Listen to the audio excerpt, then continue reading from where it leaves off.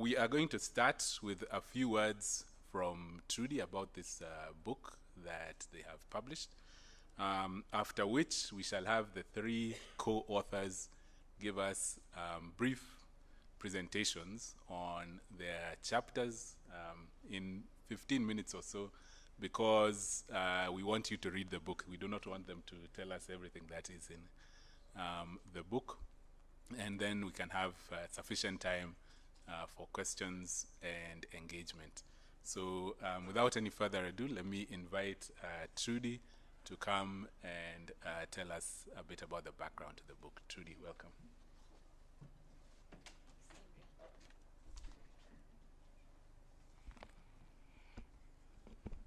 Good morning, colleagues, and welcome back. It's a great pleasure to have you here for the launch of this book on dispute settlement and the opportunity to listen to the authors about the work that has been some time in the making, but we're very pleased that they will be able to share with us some of their findings and also the prospects for dispute settlement on the African continent. Those of you who joined us yesterday evening for dinner would have heard that dispute settlement, in this case in the WTO, actually prompted and provided a rationale for the establishment of the Trade Law Centre way back in the early 2000s. The objective that tralac set at the time was to build trade law capacity to support countries in Southern Africa, Southern African Development Community specifically, to participate effectively in WTO dispute settlement. A lot has happened since then. Indeed, we've published a book on dispute settlement before. In 2008, we published a book with Cameron May Publishers, WTO Dispute Settlement and African Perspective. It's therefore entirely appropriate, I think, on the occasion of tralac's 20th anniversary, to pause again at this important topic. As I've mentioned, a lot has happened since tralac was established, and since this important objective led to the establishment of the Trade Law Centre for Southern Africa, as it was at the time. Of course, African countries have not been active participants in WTO dispute settlement. However, there have been extremely important developments on the African continent within the regional economic communities and also at national level. At tralac, all our work now features very prominently an interdisciplinary approach, where we work across disciplines: law, economics, international relations, and related disciplines come into the mix too. We're reminded, as Gerhard often tells me as a non-lawyer, that the law is not an end in itself. Law and international agreements, treaties that are entered into by sovereign states have particular policy objectives that they set out to achieve. The law, particularly as far as international trade is concerned, is particularly important for the private sector to provide predictability, transparency for the decisions that they will make to invest, to produce, and to trade, not only on the African continent, but of course globally too. The book that we're launching today, colleagues, has had a very long gestation period, and many of our tralac staff, associates, alumni have worked on this body of work on dispute settlement. And I would like to, in addition to thanking our authors who are present here with us this morning, to also thank the funder which has supported much of our work on dispute settlement. CEDA and Eva, who is representing CEDA here, thank you so much for that support.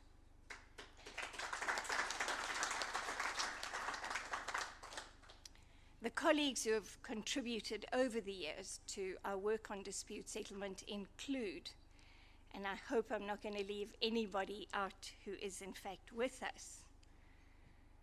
On the list are Obert Bore, Tokmo Shidede, Kahaki Jere, Henry Mutai, William Wanza, and there are probably many others who have, in different capacities, contributed to the work on dispute settlement. I'm also extremely pleased that we have with us a number of judges from the COMESA Court of Justice. The developments at the regional economic community courts are very much the focus of much of the work that we will share with you today. And there is a landmark case from the COMESA Court of Justice.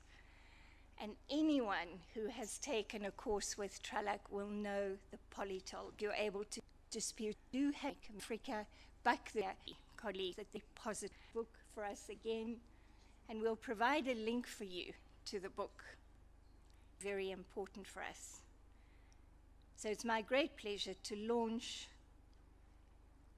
tralac's dispute settlement book, African Trade and Integration Law, Practice and the Courts. Thank you so much.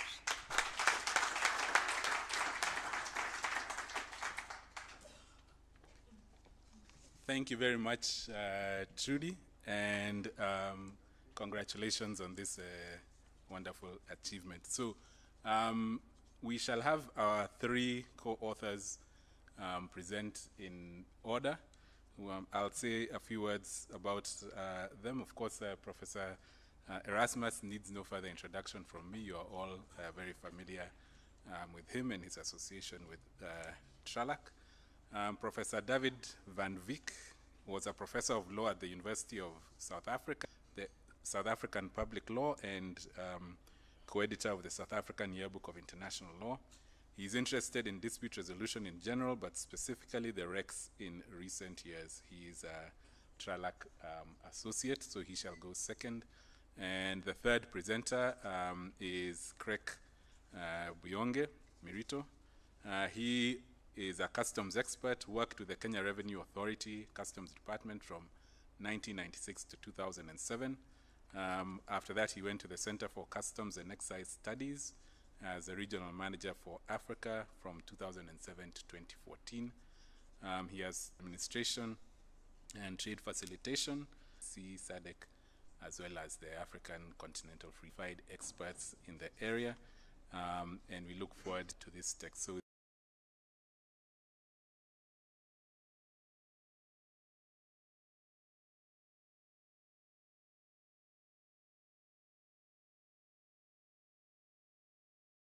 thank you very much, Prof. I had the opportunity to get a sneak peek at the book, and I can assure you that in chapters 1 and 2, Professor goes into much more detail, and I think you will be able to get what he has not managed to say today. Prof. van Wyk.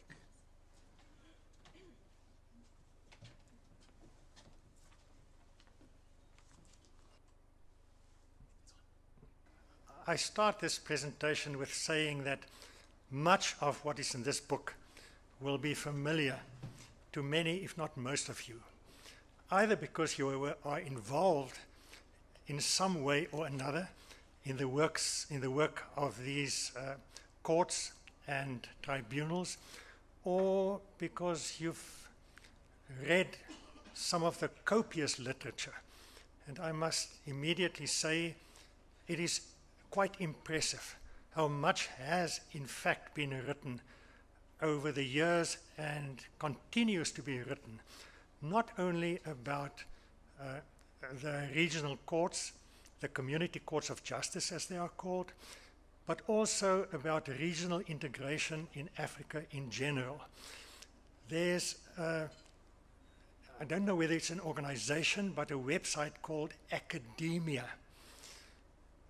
If one goes onto that website and type in regional integration, you find lists and lists and lists of academic and other publications about all manner of aspect of integration, economic integration in the African continent. It is actually quite impressive. What we do in this book is to look at 3 levels of dispute resolution. You can see the first one is the continental one, the AfCFTA. I'm not going to say anything about it. Enough, or a lot has already been said. Gerhard also now said something about that, so I leave that aside. And we know it is for member states only. Then there's the next level, which is the regional level and the community courts of justice. I say there, in brackets with SACU as a special case, I'll get to that. I say they help where they can. And I'll explain just now why I say that. And then, of course, the domestic level, the national courts, where they are often left to carry the can. And certainly private parties are part of that. The reason why I say they help where they can, or domestic courts are left to carry the can, is because of this well-worn refrain that in Africa, states avoid going to court or taking each other on over trade disputes. And the implication of that, and we see that when we look at what's happening in the regional courts, implication is that it is left to private parties. Private parties we use for natural persons, human beings like us, and for corporate entities, firms, or corporations, legal persons. It's left to them to litigate, to start dispute resolution. And I say, in effect, because the states don't litigate, they kind of abandon their residents, their national, their private parties, because quite often, as we see in the litigation, it is about matters where the states could have picked up and done something about the dispute. And one example there is the Eswatini bat example. I suspect that's the one that Gerhard referred to, where he was involved, which was another example of a case in SACU where one government, Eswatini, imposed an additional levy on certain imports. In this case, it was tobacco, on imports aimed, without saying that, at imports from South Africa, because South Africa is the dominant party there. It is so clearly in violation of the SACU agreement. Nothing happened. It was left to British American Tobacco to go to the High Court in Eswatini. In this case, they didn't win. But we'll get to SACU, because SACU is an interesting case study. And of course, the plight of the poor private parties is aggravated if they cannot take their dispute, if it doesn't work in the domestic court, if they cannot take their dispute to a regional court. So when we look at the regional courts, or regional dispute settlement mechanisms, I've just given a little list. In 5 of the 8 recognized RECs, COMESA, the EAC, ECAS, and ECOWAS, they are courts. I put in brackets SADC and SACU, which is not a REC, have courts on, or tribunals on paper. They are there, but they are also not there. We know the history, everybody knows now the history of the SADC tribunal, and for some interesting reason, whenever regional courts are discussed in an African context, the demised SADC tribunal also comes up. It doesn't exist anymore, but it lives on in a way. The Arab Maghreb Union has a judicial organ. IGAD has an effective mechanism of consultation and cooperation, but there are also non-recognized communities or organizations in Africa with courts like CMAC, WAEMU, and OHADA. That slide gives you an indication of courts where private parties have access. In 36 of the 54 African states, of 54 African states, private parties have some form of access to regional courts. In the remaining 18, there's nothing. And among the 18 is SADC, or some of SADC's members, including all 5 of the Southern African Customs Union. And due to the overlap in membership, which is a problem, in some members of SADC, have access to a regional court, while others don't.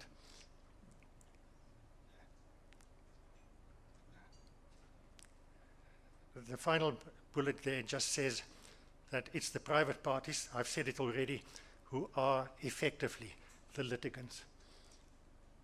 If one looks at the 3 recognized courts, the 3 courts in the recognized communities, we all know them by now: ECOWAS, COMESA, and the EAC Court of Justice. They have quite a number of commonalities in terms of their setup, but there are also distinct differences, and those distinct differences lead to different outcomes. ECOWAS has a single division or single court.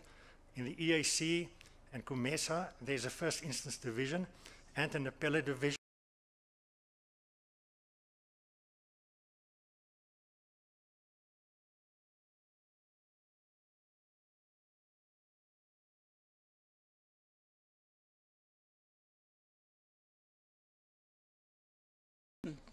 We are moving into the last sessions of the annual conference,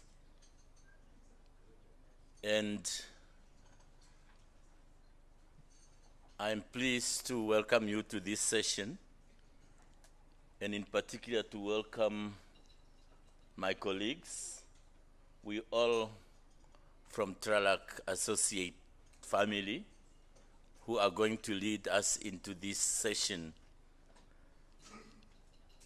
This session looks at what you normally see as the promise of the AfCFTA. I have watched a lot of pronouncements from ministers and heads of state and officials behind the AfCFTA. And what I observed is it looks like many of them are putting emphasis on the AfCFTA as a framework for industrial development. That is compared to mostly of the past. When we talk about trade agreements, we normally talk about market access, removal of tariff barriers, which we have not necessarily achieved doing, particularly within the RECs. And industrial development was always, or industrialization rather, was always framed in the traditional conceptual framework of the trade agreements, what they can do, which is not automatic. We all believe that they are enlarging the market, and by enlarging the market, you create economies of scale, and dynamically, it's not an effect that comes directly.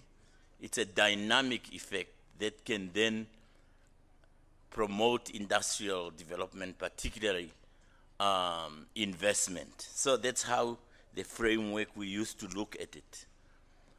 But we have seen now that there is a lesson learned that for the AfCFTA to make sense, it must deliver on enhancing productive capacity.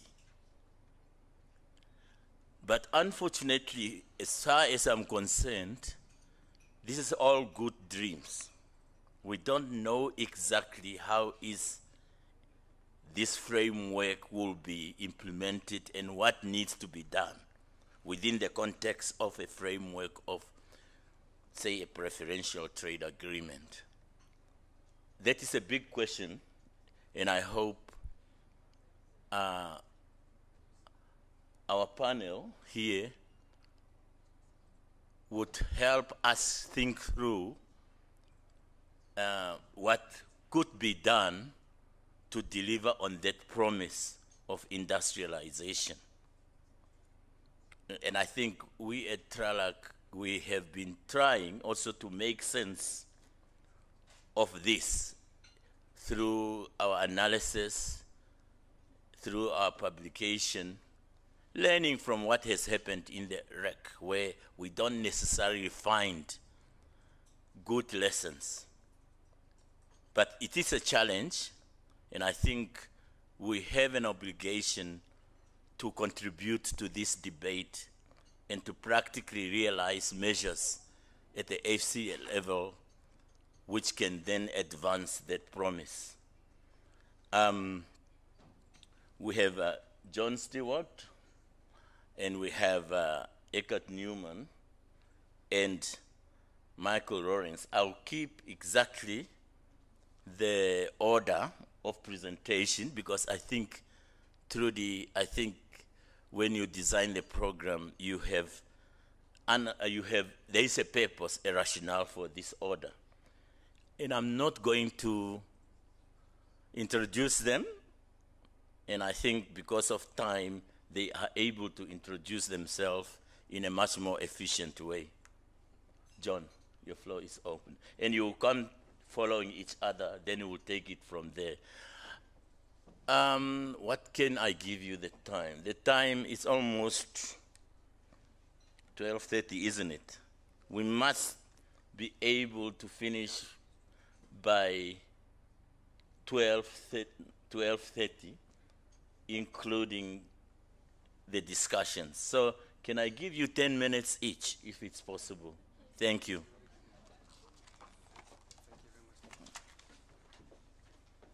Thank you, Paul, and thank you for the opportunity. Nina, am I right? This will... Okay, thank you. Okay, so I'm just going to be looking at a few topics relating to this very important subject of industrialization and to what extent the AfCFTA can serve as a vehicle for this, or at least benefit industrialization on the continent. Now, the title that has gendered analysis as part of it is gendered analysis is a component of it, but to give you a preview, over the next couple of months, I'll be producing some papers that more fully draw out the gendered analysis. I do have a slide here where I address it, but just that you're not too disappointed, this is not a full gendered analysis. There's really some points that are a bit of a precursor to the body of research that's going to be coming out a bit later. So I want to look at just why value chains. What is the argument? We've heard a lot about them, and we're staking our hopes on them to help reverse what's actually been happening in Africa, which is deindustrialization. How could the AfCFTA facilitate regional value chain development? In other words, it's a free trade agreement. That's what it is. Yes, we've seen through the last couple of days that there's a lot more to it than that. And the fact is that the free trade area is galvanizing additional cooperation, additional levels of integration, and it's a symbol for the fact that African nations want to work together, want to increase their economic interdependence and improve their economic welfare generally. The importance of human capital. This I want to throw in and make a couple of points relating to high value added and how that requires high value human capital and what that means. Then which value chains? So there's already been some talk about specific value chains. I just want to draw a contrast between the extra-African and the intra-African clothing and textiles value chain, which has received quite a bit of attention. I've got some charts for the agri one, but I think there's not enough space or time for that, so we can talk about it but not show the chart. And then there's some things I want to say about the gendered aspects that also tie in with opportunities for niche industries. In other words, when we look at very large businesses, multinational corporations and large tech firms, we tend to believe we're living in an era of winner takes all, where if you don't come in at the right time and you don't generate those economies of scale and create those and get that investment and create those connections with other businesses, you lose out. But that's not the case. And there's definitely a connection between niche businesses, especially in clothing and textile, and businesses that are created and operated by women. And then what about near future concerns? I want to talk a bit about the 4IR, and I'll be brief. So why value chains for industrialization? Well, as you know, and it's been said before, African countries export primarily primary products, and these tend to have low value add. They add a low level of value to the economy. They require a low level of human value in terms of human capital. And they're sort of a dead-end street. So if we want to follow the development path followed by, say, the East Asian countries, and currently South Asian countries are following that same path, we have to look at what's called upgrading in the parlance of value chain analysis. Upgrading is moving from being a primary producer to being more of an intermediate producer. And ultimately, the final level of upgrading is design of products, marketing, customer support, and the digital products. Those tend to require the highest value add input, and they generate the highest value add output. So that's where we really want to be. It's an opportunity to participate in a production process without necessarily possessing the expertise to design or innovate the final product. So we're part of a chain, but we don't necessarily have all the expertise. We didn't maybe not necessarily design the product, but we can be part of that chain. And so it's not a simplified model of industrialization or sort of Ricardian comparative advantage where I specialize in something entirely, I produce the whole thing, sell it to a different nation, then they specialize in something entirely and sell it back to me. It's going beyond that. Specialization itself is a key driver of industrialization and drove the first industrial revolution. So before the industrial revolution, we have cottage industries. I'm a shoemaker. I make shoes and I sell them to the baker who makes bread and bakery products from scratch. And specialization led to massive gains, and that really was the first industrial revolution. But specialization is still a key component of industrialization. So value chain participation needs to be based on existing strengths rather than a wish list of desirable industries. And I want to bring to you some news hot off the press. Prof. Erasmus mentioned this earlier, but earlier the week we had news that Lesotho has elected a new president, Sam Matekane. He's a successful businessman. He has a fascinating CV. He started off in the donkey business, upgraded to the diamond business, and now he's upgraded to the politics business. But I like what he says. He didn't win with a big majority. He's forming a coalition government.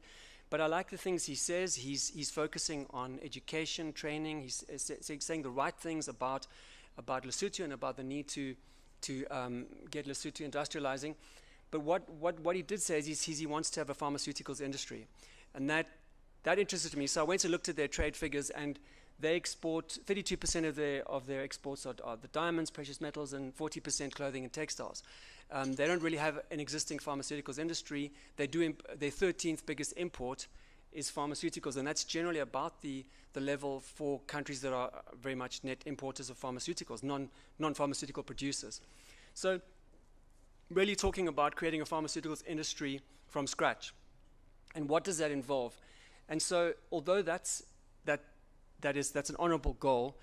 Is that really feasible? And so that relates to the point I want to make about we cannot cherry pick industries. There needs to be an economic rationale and to build on existing strengths. And especially in the case of a small country like Lesotho, you could not create an industry like that without having the expertise and also without trading it, without exporting it, because otherwise you'll never generate scale economies. So how could the AfCFTA, so let's assume the president of Lesotho, President Matekane, looks to the AfCFTA. How could this benefit him? Well, it's likely that he'll first look to the SACU, because Lesotho is part of the most highly integrated regional economic community in Africa, which is SACU. But firstly, you have to recognize, if we're to have a continental approach to industrialization, governments have to realize what their role is. So does government facilitate industrialization, or is it part of some kind of communism, which is national central planning, a regional industrial policy involving multiple governments? In other words, a kind of top-down approach where a government says, we want this industry, we're going to create this industry. Generally, in the history of those in Africa and around the world, has been failure. Because really, government is a facilitator. It can, you've heard the expression, you can take a horse to water, but you can't make it drink.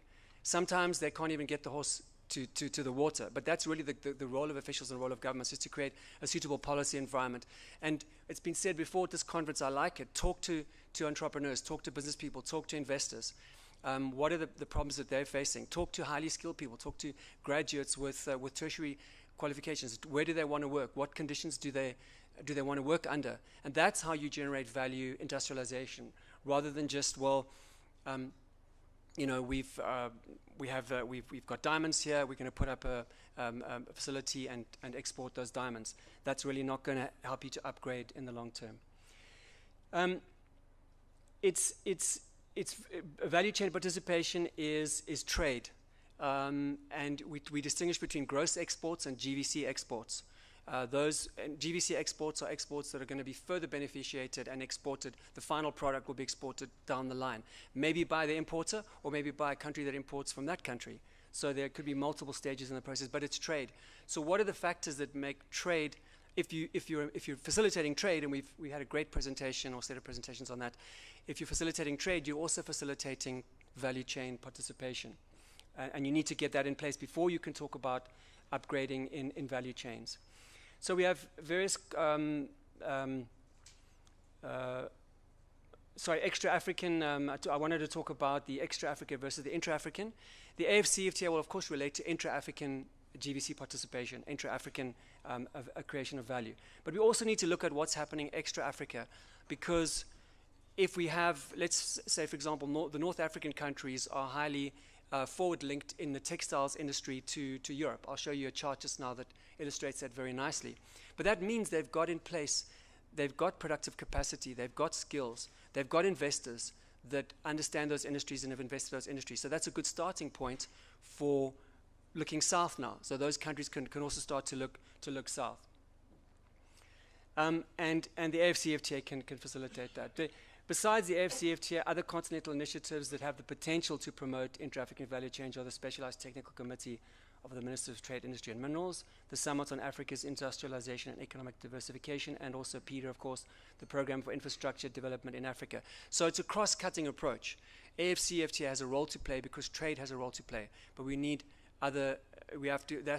cannot be a silo approach. We have to connect with these other initiatives to move the process along.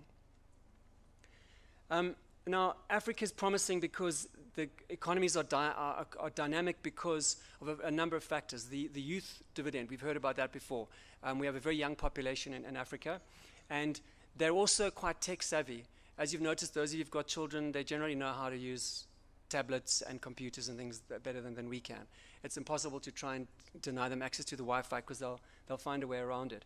And they're also energetic, and many African countries we have strong entrepreneurial flair. People look for ways to make money. They're looking for opportunities. And I follow a couple of Facebook groups that show these entrepreneurs from Africa coming up with exciting solutions. And there's no shortage of that energy, but there's a lot missing in order to translate that energy into industrialization.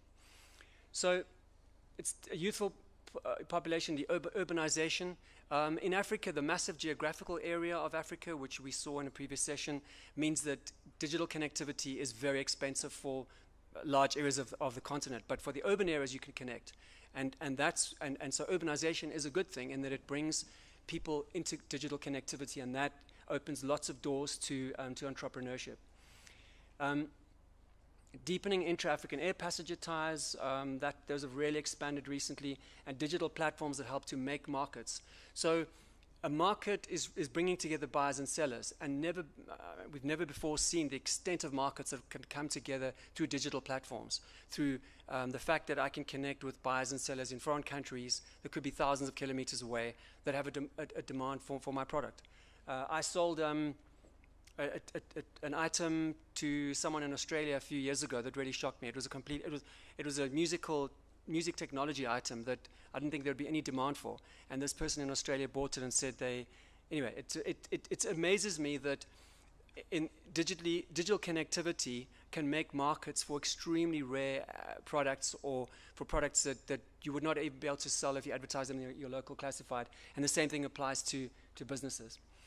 So some of the patterns you see when you look at the data. Africa imports beneficiated food and clothing and textiles products from countries it exports unbeneficiated materials to. So East Asian countries are one example. South Asian countries are another example. So there's an opportunity here to close the loop if upgrading can take place in intra-Africa chains. Other African countries are much closer, and if they're buying products that we originated the raw materials for, surely they can buy the beneficiated products from us. What are the requirements for this? Investment into regional infrastructure, road and rail links, we've heard that before, that's part of trade facilitation. Reduce border friction, part of trade facilitation. Market-making portals such as tragoa.com. Has anyone here heard of or been to tragoa.com? Fantastic. Okay, so you should go there, take a look. It's a portal, an African-based portal to try and bring together buyers and sellers and to try and make markets and make trade within Africa. I registered a business on there so I could get access to people and sort of message them and ask them how it's going. And primarily I see a lot of agricultural products there now, grains and so forth, but there's no reason why something like Trago could not be used as a vehicle to, for other types of products. And then human capital, and I'm going to talk about that in the next slide. So the very important point, you cannot upgrade production without upgraded human capital. Entrepreneurs generally are often seat of the pants people. We had a very successful entrepreneur in South Africa. He passed away not long ago, called Tony Factor. And I think he didn't finish high school, but he created a massive retail empire. And he didn't need an education. I'm sure he surrounded himself with CAs and with MBAs once he got to a certain level. But industries such as pharmaceuticals require tertiary educated engineers, scientists, chemists, MBAs, CAs. And so if you want to upgrade, you have to have upgraded people. Now, how do you get them? You focus on education, training, mentoring, MSME support.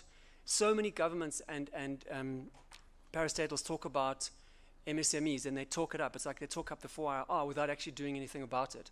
And if you speak to people who in the medium and MSME entrepreneurs, often you'll find they have lots of problems with facing red tape, facing transport issues, border issues, and we collect that information, but it seems like it doesn't go anywhere. And then angel investment. If investment, startup investment in Africa is still, the bulk of the funds still come from offshore, and that needs to change. So we have a real shortage of investment, especially the initial levels of investment capital in Africa. Africa exports talent. We all know stories of people brilliant Africans who've come through and now they're somewhere in the rest of the world and they're not going to come back. We need to stop that as well. So skilled individuals want to do more than survive. They want to prosper and work in attractive locations with security, good housing options, good infrastructure, good medical services. If you speak to an actuary and you want to upgrade your insurance industry, they're probably not going to move somewhere where there was not good dental care. It sounds trivial, but these are the kind of microeconomic or micro-founded things that need to be taken into account. And they also want to live in democratic governments with strong institutions where there's the rule of law. two examples of cities, African cities, are Cape Town and Kigali, are two African cities striving to become attractive to investors and skilled individuals, to attract those skills, or at least to keep skills that we nurture here in Africa. Well, which value chains? I'm not going to talk too much about this because I know I'm out of time, but I want to say something about the clothing and textile value chain.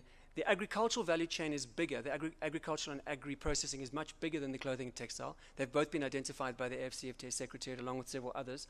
But the clothing and textile one is a bit more complex because you have the assembly type, which is the traditional value chain, where I assemble a shirt or clothing on the specification of the lead firm, which is a foreign firm, and then full package, where the firm in my country designs and produces and sells it onwards to a company that brands it, that they simply put a brand on it. And so you need to distinguish between those two. Likely you'll start in the assembly value chain, which is the more linear, simpler value chain, before you upgrade. But I want to talk about design in a slide where I talk about the gendered aspect. Now, the clothing and textile value chain is hard to break into because of the dominance of East Asian clothing and textile producers. They really got this whole thing going 20 or so years ago. But intra-African producers can develop products that are suited to the African market. And a great example of this is the cosmetics and pharmaceuticals industry. I've just done some work on biotrade, and one of the categories in there was cosmetics and pharmaceuticals that drew on bio components. And it was the only one of those 13 biotrade categories for which the intra-African trade was quite a few factors greater than the extra-African trade. And when I drilled into that, I see that, again, South Africa is exporting a lot of those products to SADC and beyond SADC. And those are beauty and cosmetic products that are designed by Africans for Africans. And so that's a good example of how we can generate African products for African needs, for African buyers, and close the loop in some of these value chains. So this flow chart, and if you can't see it from where you are, if you download the conference 2 pages, on the second page contain them, and you can download them and focus. This is the extra African clothing and textile value chain main flows.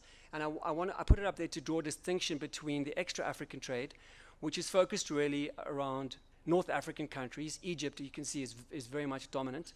And this doesn't say that there are not other flows, but they fall below a certain threshold. I think I chose $100,000 US per annum as the. So these are intermediate flows. As you can see, Egypt, the green color code is to European countries, which dominates. Red is to East Asia, flowing to East Asia. And then I don't think we've got, and then black is to North America. We've just got one flow to Canada. So as I said, those are the main flows, not all the flows. Now, if you contrast that with the intra-African clothing and textile value chain, fascinating. Move south of to the continent. Now it's located around South Africa, and there are quite a few bilateral flows here. So South Africa exports a lot of clothing and textile value, intermediate value to Namibia, and Namibia may export intermediate value further or may export final products. But if you look at the relationship between South Africa and Mauritius, there's a bilateral flow. Between Mauritius and Madagascar, there's a bilateral flow. And so these charts don't tell you, about the final product. They just tell you about the flows of intermediate products. But we see a lot of value chain trade there. Large, thick arrows represent larger volumes being realized within SADC. And then we have our red flows are ECOWAS, Kenya, Uganda. It's just Kenya exporting to Tanzania and Uganda. Black is ECOWAS, which is a little bit smaller, Nigeria to Niger, and Ghana, and then Ghana to Togo. And then green are other, are non. Now, due to the overlapping recs, you have to make some choices. So I'm not saying green, there are no memberships, but those didn't fall within those particular types. And again, Egypt is involved with intra-African, but the extent of its inter-African flows are much smaller than its extra-African to North Africa. So there's a strong asymmetry between the extra-African clothing and textile value chain and the intra-African, and that needs to be taken into account. Again and again, we see the more you move south in Africa, the greater the extent of intra-African trade, both final goods and also intermediate goods. Okay, some gendered aspects, the opportunities for niche, digitally driven businesses created by women. And you may think, well, how is this, as I said before, the digital divide is real, and large rural parts of Africa are not connected. But as I say, we have a movement towards urbanization in many centers, and we have good coverage there, and we have a majority of educated population that reside in the urban areas. How many people have read a book called The Long Tail by Chris Anderson? Okay, if you haven't read it and you're interested in industrialization and in futurism, whatever, read it. He's a very fascinating guy.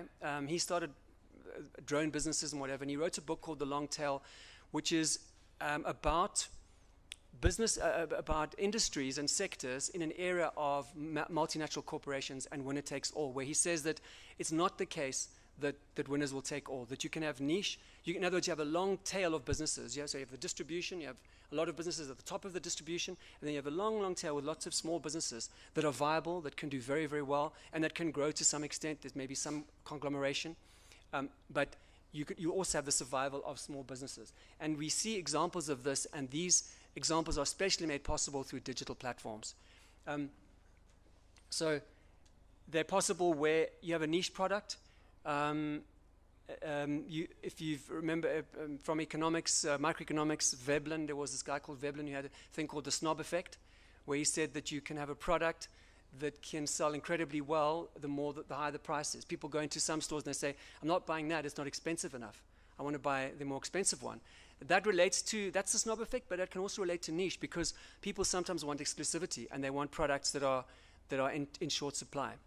All of these factors point to the existence of a long tail, and that African businesses could get on board that long tail. Fashion and clothing. So I want to cite 3 examples from my hometown, Cape Town. Akina. Akina is a bio-friendly, high-quality clothing producer producing swimwear and beachwear, and they ship and produce locally, design and manufacture locally. They're backward linked. Some of their textiles they import, but all of their labor is local. Lady BB produce leather handbags. They're backward linked to the leather industry. All their leather is sourced locally or within SACU, and they ship internationally. And of those 3, they use the international platform Etsy.com. They also obviously ship locally as well. And then Silly Oak produces jewelry. They're backward linked to the local economy. They buy semi-precious gems and other metallic components to make jewelry, and they ship locally. They all have in common. They're created and run by women entrepreneurs. They utilize digital platforms for marketing and sales. And the sale of the final product, they're backward linked to domestic value chains. So you may think, that's an exception. But in fact, these platforms, you don't even need a desktop computer. You can access them through a mobile computer. And payments, we know that we've really gotten mobile payments right here in East Africa and throughout Africa. So payments is not the issue. We heard about the Pan-African payments and settlement system, which is coming online. There's a lot of hope and a lot of promise if we can get out of the thinking that we have to have economies of scale, we have to compete with East Asian and South Asian manufacturers. No, we can grow businesses and we can develop African products for African markets. So what about near future concerns? The 4th industrial revolution will be driven not so much by human capital but by machine capital. And now, anyone here play chess? If you play chess, you'll know that for some time no human has been able to beat the most powerful chess computer, because they're now based on artificial intelligence. They've also generated, when I say a machine, I don't mean like a sewing machine, I mean a very powerful computer. There are also now AI machines that can write books and give legal advice. Sorry to all the lawyers here, and I know we've got a lot, but this legal advice machine was able to give better advice in a number of cases than human lawyers. And Google developed a machine that can write books. And what's happened in many of these cases, they develop these machines, and the developers get a fright as to how powerful they are. And sometimes they're taken offline. There's a thing called DALL-E Mini, where you can generate AI art through specifying keywords. But it's the mini version. They don't make the maximum version available. And geniuses like Elon Musk have warned about artificial intelligence. Anyway, that's not the topic here. But what I'm going to say is this technology could widen the gap between those who possess it and those who don't possess it. So whereas it's a human capital acquired thing. We can take talent, send them overseas to Google to train as interns and bring them back to Africa to develop our own. So machine capital is machines are going to, if they can give legal advice and write books, they can run production processes, they can optimize just-in-time production, and machines are going to be doing it. And it comes down to unit costs. Yes, you can still produce things the old way, but you can't compete on unit costs. And that's essential to, competitiveness is essential if we're going to industrialize and re-industrialize. So technology is curated by humans. We look after it. This underscores the need to invest in talent and expertise on the continent and, of course, digital connectivity. The AI, in fact, this artificial intelligence in manufacturing could be a boon for African manufacturing because it could help us to leapfrog. Yes, we've deindustrialized for about 2 decades, but now we can acquire, can we not acquire this technology and leapfrog some of the constraints of conventional industrialization, things we missed out on, in the same way we leapfrogged fixed line connectivity by just going straight to mobile connectivity. It's possible. And then we could use AI in manufacturing to engineer Africa-specific solutions by Africans. So let's utilize these tools and get them on board. Okay, that's all I wanted to say. Hopefully there'll be some discussion.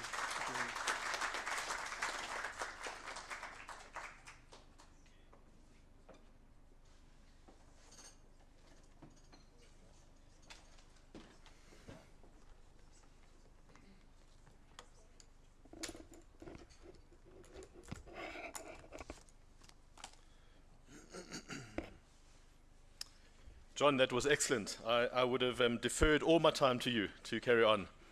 That was mesmerizing. Now I'm going to bring us all back again and talk about something a little bit less exciting, rules of origin, but and value chains. I think John has provided a great framework. So, and also in the interest of time, I don't need to spend too much. I don't have that many slides on value chain anyway, but I can even reduce those two and just fly through them quickly. In terms of rules of origin, obviously that's the regulatory environment effectively that can assist value chain development or can be a big barrier to value chain development, depending on the design of the rules of origin, and in this case, the design of the rules of origin in the continental FTA. And I'm going to address those aspects a little bit, or try and address them. Let me just quickly, so I don't have to look left all the time. I have the same thing here on my laptop. So what are value chains? And I think John has given a good summary of that already. I don't really need to go through it again, but it really focuses on in the entire life cycle of a product, from cradle to grave, so to speak. You know, design, the production aspects, the marketing aspects, consumption, and final disposal. And more recently, the analysis has often focused a little bit more on the dispersed nature of production, who holds the power in these value chains. John has mentioned an example of a buyer-driven value chain, the clothing and textile sector, where it's not the producer who really has much say in terms of where production takes place. It is the buyer, the brand owners that determine this, and they seek out preferences or gaps in the market. It's not necessarily the entrepreneurs that set up a factory somewhere in Africa. Of course, on the other hand, you get your producer-driven value chains, typical example being in the automotive sector, where it's not the buyer who has any say in this. It is the producers, the brand owners, effectively the OEM producers of motor vehicles. They decide on the location and where production takes place and how the configuration all works together. Now, of course, advances in technology, lower trade barriers, lower tariff barriers, the important issue of trade facilitation, all of these aspects have contributed to the development of value chains. But they've also contributed to the way value chains look like in Africa. And that is not necessarily a integrated, continental or regional production, but it's more kind of links with the outside world. Because it's often easier to trade with the outside world than it is to trade within Africa. So while Africa is integrated into global value chains, it is not very well integrated within the continent. And trade, the extra-continental trade, is far superior or far greater in volume than the regional trade. So extra-continental trade dominates intra-continental and intra-regional trade. And in fact, within the regional context, SADC, for example, and EAC, those are the regions with the most regional trade. That's still less than 30% of their total trade. So, and then you get the North African region, where the regional trade, the intra-regional trade, is 2%, 2.5%, according to recent studies, World Bank studies. So very little, a lot of trade happening with outside, with outside countries, outside of the continent, and it's not only as a supply of raw materials. Raw materials might be, your typical steel, or rather, steel, metals and coal and cocoa, or coffee beans, etc. But also in finished products. Textiles and clothing is an example. Automotives, there's quite an automotive sector, production sector in Africa. Not necessarily a very integrated sector, but certainly in the north, Morocco is very big. South Africa also fairly big. There are parts in Nigeria, in Kenya, in Ethiopia starting, and other countries as well. Oops.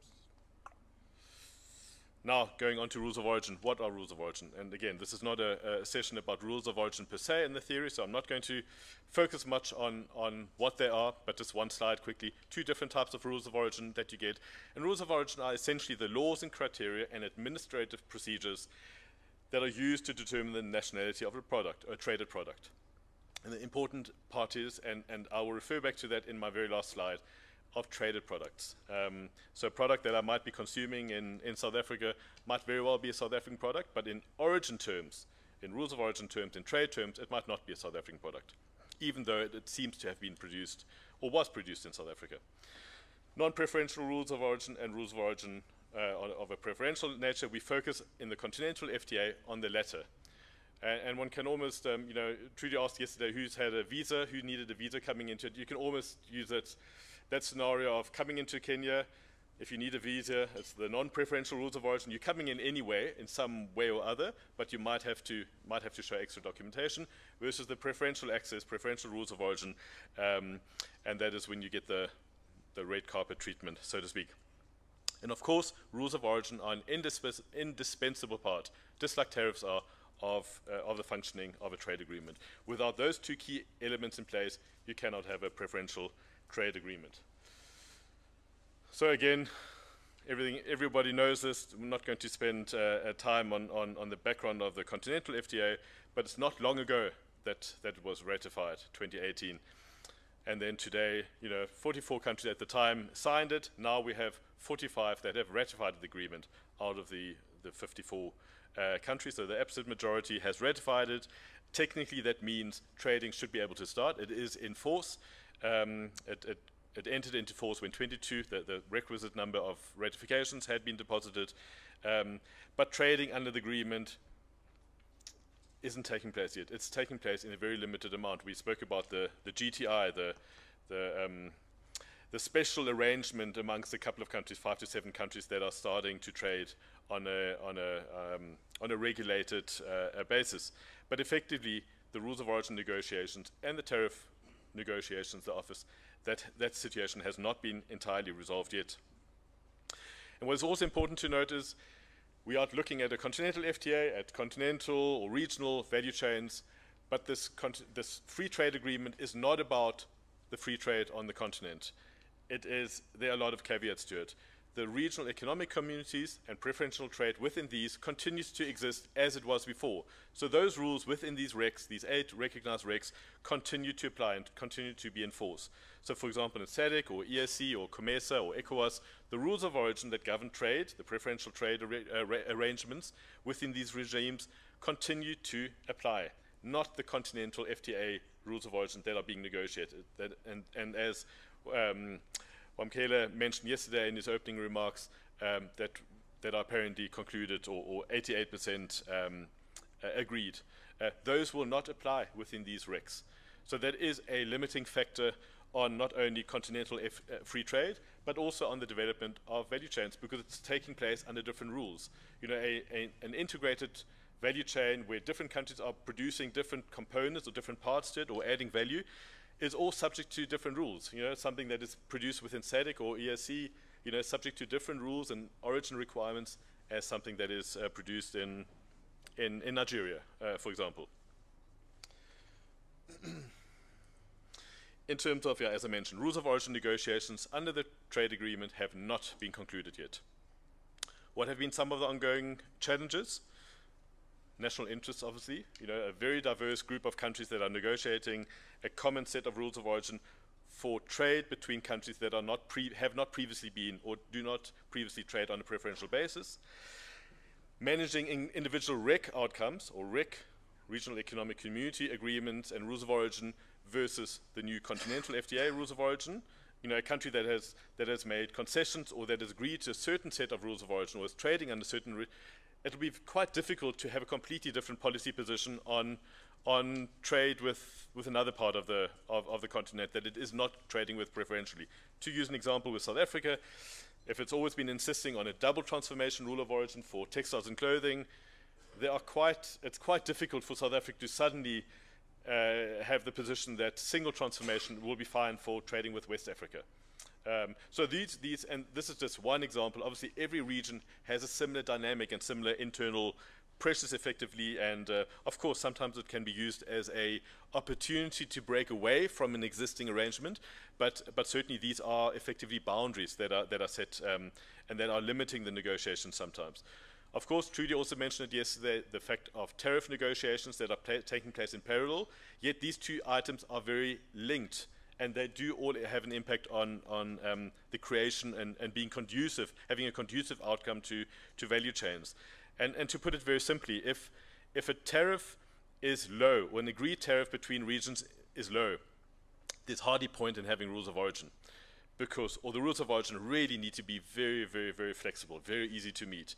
Because simply if that tariff, that 5% or 3% tariff or whatever it might be, is your margin of preference, that is the maximum benefit you can get from complying with the rules of origin. So you're not going to change anything in terms of your own production dynamics and having to source locally, for example, if the maximum benefit you can get is a 3 or 4 or 5% tariff advantage. You're simply just going to source as you were always sourcing, or source from the most competitive input suppliers, irrespective if they are regional or continental or elsewhere in the world, and enter that market.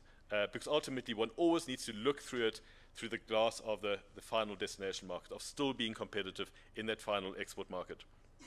And then, of course, developmental aspirations. Some countries, looking at the automotive sector, for example, and that value chain, there are existing producers, OEM producers in Africa, and there are others that are aspiring to be part of that value chain, or be automotive producers, but not necessarily the fully integrated value chain, not having your tier 1, tier 2 component manufacturers in the country or in the region and producing the motor vehicles, but, for example, would like to focus on just that final assembly, importing completely knockdown units or semi-knockdown units, basically broken up vehicles, new parts obviously, and the final welding or the final assembly takes place. That's far less resource and investment intensive than it is to do the entire production. So they would be in favor of a much lower threshold of value addition as a rule of origin than the incumbents that have invested in the value chain and maybe have a bit of turf to protect. So how are they being negotiated in the rules of origin on the continental agenda, on the free trade agreement? On a line-by-line, sector-by-sector basis. It was basically the only outcome. It wouldn't have been realistic to agree on a generic model where you say, as long as there's 35% value added or 35% local content, you are originating, or that product is originating in the country or in the region. So it's a line-by-line approach that obviously means it introduces all kinds of other dynamics, and it opens the door for 30, 40 different positions to emerge on every line item. What's outstanding? 85, 88% has been concluded. Some are outstanding. Textile materials, especially the cotton-based ones. So there are some textile line items that have been agreed. But if they include cotton, still a negotiation. And you can imagine why, because there are quite a few interests in cotton production, or in the upstream cotton industries. Some countries have established cotton sectors, and they, in a way, want to ensure a market for that cotton, or in a way force the downstream producers of a textile to have to source on the continent and possibly have to source from that country. Clothing is completely, has not been agreed yet at all. Very contentious topic. John mentioned or addressed it a little bit, and effectively the question is there about how how integrated, how much of that value chain do you want to force to be within the region or within the continent in order to confer economic origin on a project? And the question is really about, is it a single transformation or a double transformation that should be required? Single transformation is where it's just the assembly of the garment, the cutting, making, trimming of imported fabric that is required and that confers origin, or is it a more integrated value chain that is required on the continent where the fabric also has to be produced locally? And the dynamics in the textile sector, textiles being fabric production and yarn production, is completely different to the garment manufacturing industry, which is a much simpler, easier, lower hanging fruit, so to speak, than the capital intensive textile production dynamic. Tobacco products also still something that is subject to negotiation, and the question is not about tobacco trade. Tobacco has to be originating, that's quite clear, but about manufactured tobacco products, cigarettes, etc. You know, do they have to use local tobacco, or can they use some originating tobacco? And if one just again, you know, it might be a very compelling case for forcing this value chain to be entirely African. There is enough tobacco to go around, but then one needs to, if one looks at the individual, you know, brands, for example, they might be using certain Indian tobacco and a certain South American tobacco and 60% African tobacco to achieve a certain brand or certain blend, which is what Marlboro is. You know, Marlboro or whatever brand we're talking about is based on a blend of tobaccos. It's not just a regional tobacco. It is an international blend of tobaccos, and to be able to achieve that, you need to have flexibility in that value chain. So again, you always need to look at the dynamics of that particular value chain. But even in that sector, there are companies, producers that are very much integrated on the continent and are able to produce African brands, and others that are simply not able to comply with a requirement that forces you to use entirely African content. Certain fish provisions are also still subject. I'm not going to go into that, but it's around the vessels. You know, how because fish essentially isn't just caught within a country's territorial waters, but is sometimes caught out on the open seas. So you have to, you know, there's no economic jurisdiction over that area. You have to attach the origin criteria to the vessel undertaking that activity. And there's still some discussion around the flag of the vessel, the nationality of the crew, etc., and ownership. So how do these, you know, as I mentioned, how do rules of origin outcomes in these sectors relate to African value chains? Is essentially you have to look at each, you cannot take a blanket approach. You look at the dynamics of each sector in order to see to what extent is the continent endowed with the materials and the various components along that value chain to be able to potentially comply with a rule of origin outcome that is restrictive, that is rigid, or one that offers producers a lot of flexibility to even give them a chance to be playing in this area. So just some questions. You know, would it be reasonable if African preferences are only for African products that are wholly made of African inputs? You know, is that a reasonable objective or a goal that would be conducive to facilitating the creation of value chains? What about this import? Trudi mentioned it here, so I think Trudi, you mentioned this import substitution approach. Is that the way to go? You know, should that be an industrial policy that the rules of origin facilitate that we are forced to use only local materials? Is that going to be successful? Very likely not. So the impact of rules of origin design is highly context-specific, highly dependent on the dynamics of each particular sector. On the, you know, is it a value? Is it a buyer-driven value chain? Is it a producer-driven value chain? The governance issues, the geographic features of that value chain. It's very complex. And what is very important and what is often forgotten, one must always consider the end game. The end game is for a producer of a good in Africa to be able to sell that product competitively in another country, competing against potentially imports from elsewhere that are not compliant with the rules of origin. That has to be the benchmark. There's no point in trying to force a kind of industrial value chain policy onto the value chain, onto that production chain that restricts the sourcing of inputs to local or regional sources, when at the end of the day, you are going to be uncompetitive in the final market, in the export market, because you are just simply not going to be able to compete with those that are paying 10% duty and sourcing from abroad. So what has been the tendency in these negotiations, in terms of rules of origin negotiations and within the context of value chains? Those that have specific resource endowments, a cotton sector, for example, or cocoa plantations, or coffee beans, or whatever agricultural products, they've generally favored a more restrictive, more rigid rule of origin outcome than those that are maybe wanting to get into that sector or want to focus on the final stage production but want to have flexibility in terms of where to source the inputs from.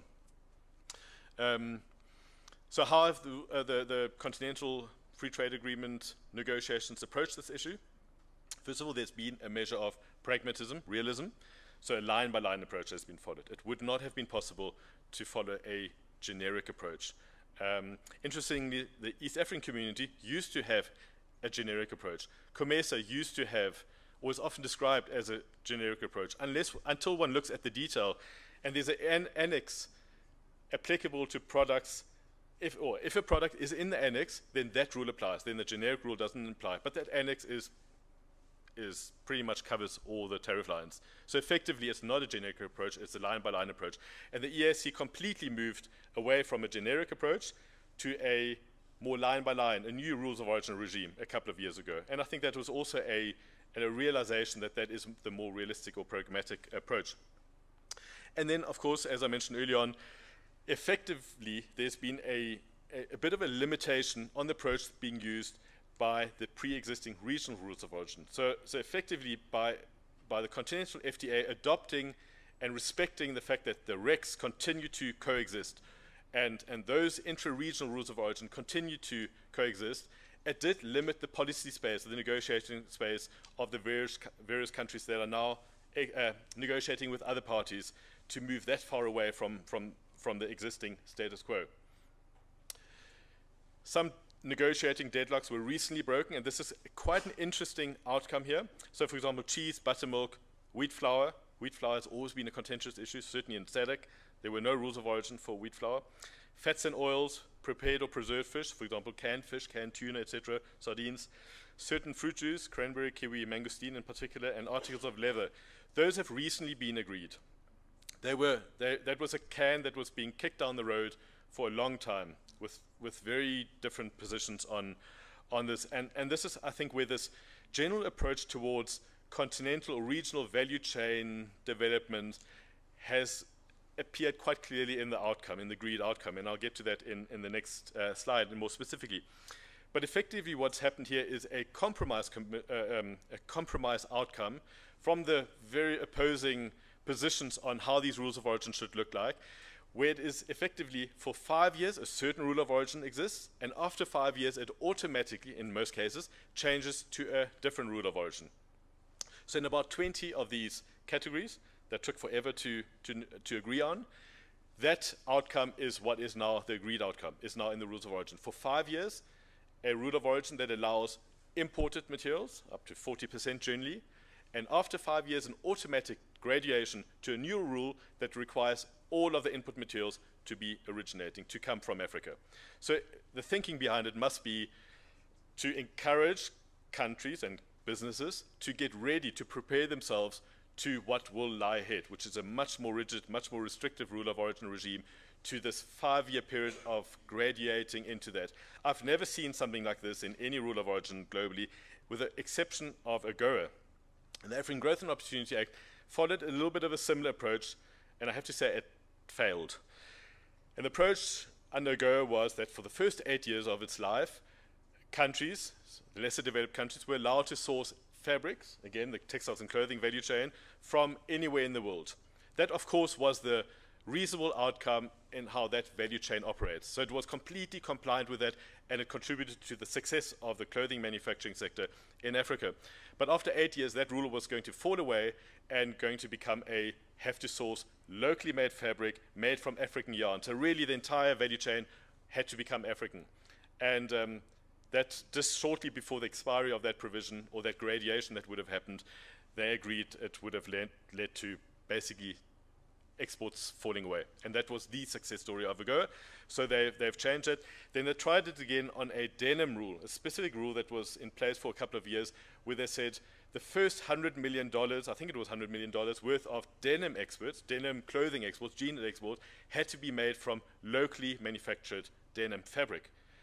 And as a mechanism to induce investment in that upstream sector. It also failed. There was one investment in Lesotho, Ninsing, I think, textiles, a big fabric mill, expensive fabric mill, but ultimately it was a model that failed. So one has to be a little bit cautious about the prospect of this rule, which is going from a fairly flexible rule of origin to a completely rigid, restrictive rule of origin coming up. And just one or two examples of what these rules look like. So, for example, prepared or preserved fish. Manufacture in which the value of non-originating materials may not exceed 60% of the ex-works price of the product for 5 years, after which manufacture in which the materials from Chapter 3 used are wholly obtained. Chapter 3 is fish. So all the fish content in a preserved fish, tin of fish, whatever, has to become African fish after 5 years. Same with mangosteen. I mean, I was quite interested. Mangosteens are Indian Ocean island fruits, and yet we have a rule of origin that requires after 5 years that the fruit and all of the content has to be African. Same with kiwis, also not typically an African fruit, but yeah. And then two more examples. Articles of leather. For the first 5 years, the rule requires manufacture from materials of any heading. Leather products are in one chapter, and another chapter has raw hide. So the raw material for leather goods is under different heading automatically because it falls under a different chapter, which means for the first 5 years, you can source your leather from anywhere in the world and manufacture. The manufacturing confers origin. But after 5 years, all of that has to be African. It might well be successful because I think we probably have enough hides around and leather materials. But again, it's a case by case. We'll have to see. And vegetable wax is the same story. And then finally, final slide, Paul, if I may. Just some other considerations and issues. Cumulation has been an agreed principle, and cumulation allows all the countries together to jointly meet the rules of origin. So that certainly introduces flexibility and is helpful for the development of value chains, because no country is exposed to have to comply with that entire value chain requirement or that entire rule of origin requirement on its own. So it potentially supports that. Value tolerance, de minimis. That's something that was introduced or agreed on very recently, and that allows up to 15% of non-originating materials to be used, materials that do not have to originate in Africa. So they don't need to be transformed. If you have a good that requires to be wholly obtained, or your input materials have to be wholly obtained, 15% may actually be non-originating. So it does introduce a bit of flexibility and gives a bit of a greater chance of value chains or the development of value chains here to succeed. Principle of absorption, again, not wanting to get into technical details here, but effectively what this means is if a Kenyan producer of automotives or future producer of automotives is sourcing engines from South Africa, which would obviously fall under the continental FTA because there's no existing preferential arrangement. And that engine in South Africa, or that gearbox, has been produced of some South African materials and some imported materials from elsewhere in the world. That product, once it has obtained origin status in South Africa, even though it might include 40% non-originating input materials in that, becomes a wholly produced, wholly originating South African engine for further use by that Kenyan manufacturer, and no account needs to be taken of the non-originating input materials embodied in that engine. Again, a valuable recent addition to the negotiation, or an outcome that potentially helps the value chain development. The simplified rules of origin I'm not going to talk about. One last point, and that is on certification. So the current rules of origin still require government-led certification of origin, a certificate of origin issued by customs authorities. That is not the way the trend in the world goes. The trend is towards self-certification. The EPAs have self-certification. The UK, EPAs with the UK now, self-certification. many other EPAs and trade agreements have self-certification. It just means the exporter or the producer no longer relies on dealing with government bodies and getting certification and paying for it, and the whole time and administrative aspects to that, but can authorize and verify and certify that that product meets the rules of origin. So take on that risk, but that that is much simpler. And I read a recent study that said exports are likely to be boosted by 17% if you move to a system of self-certification. And generally, it would obviously be a system that involves local customs, where local customs makes you an authorized exporter. So you need to demonstrate to your customs that you are a trustworthy exporter. And once you have that authorization, you become an operator that may self-certify the origin. So it's a potentially very useful aspect. And very lastly, and that is my last slide, this chocolate, while Gerhard, okay, he's not here. Oh, is it? Yeah, Gerhard, you are here. You were talking about having some Shiraz 2 nights ago. While you were enjoying your Shiraz, I was working, and I kept the energy levels up with some chocolate that I brought along from South Africa. And I was looking at the label, and let me actually just go to that final slide. So it's a milk chocolate bar on the front, made in South Africa. Single origin Tanzania, so really origin Tanzania, looking at African product and so on. And if you turn around, it says also manufactured in South Africa, in Cape Town, in fact, but certainly manufactured in South Africa. And also ingredients: cane sugar, cocoa butter, cocoa beans. Now the question to you would be, in terms of trade, if that South African company that produces these were to export these to Nigeria, for example, or to neighboring, let's make it not in Nigeria, let's make it to Mozambique within SADC, is that a South African product? Can someone just give me or what nationality is this product? Made in South Africa, single origin Tanzania is on the front page. Given our time limitations, I can't wait long for an answer. Anyone going to wager an answer? Okay, South African origin? Okay, we've got 2 options here. I don't know, because the information that we have on there does not tell us in terms of trade whether it is originating in South Africa. Yes, the chocolate was made in South Africa. Okay, it talks about single origin Tanzania. It talks about ingredients being cane sugar and cocoa butter and cocoa beans. What are the rules of origin under SADC FTA? Change in tariff heading for the ingredient for cocoa. So yes, you can source the cocoa from anywhere. Doesn't need to be from Tanzania, which is part of SADC. Could have been from anywhere in the world. Sugar has to be originating under the FTA rules of origin. So it doesn't say where that sugar comes from. So unless that sugar came from within the region, this is not a South African product for trade purposes, for FTA purposes. Now, if South Africa wanted to export that to Nigeria, does it change the picture? We do not know, because the rules of origin under the continental FTA, which have been agreed for chocolate, are such that all the ingredients have to be wholly obtained, wholly produced in Africa. So not only the sugar, which is the same as SADC FTA, but also the cocoa has to be originating in Africa. So it is, in a way, a value chain that is there in front of our eyes. But again, we do not know this product, which seems to be an amazing niche product. It's very delicious, I have to say. But is it even a South African product, or is it even an African product for purposes of trade and for purposes of a value chain? We do not know. There's not enough information here. But those are the dynamics faced by the producers. They have to, for continental purposes, have to source the sugar from Africa, have to source the cocoa and all other ingredients from Africa. For SADC FTA purposes, which is where South Africa would be trading under if it were to export to neighboring Mozambique, the SADC FTA rules of origin apply. Cocoa, doesn't matter where it comes from. Tanzania means nothing for purposes of origin within SADC. Where does the sugar come from? Is it local sugar or not? And if it comes from outside of SADC, then it doesn't qualify for any preferences. On that score, thank you very much for your time.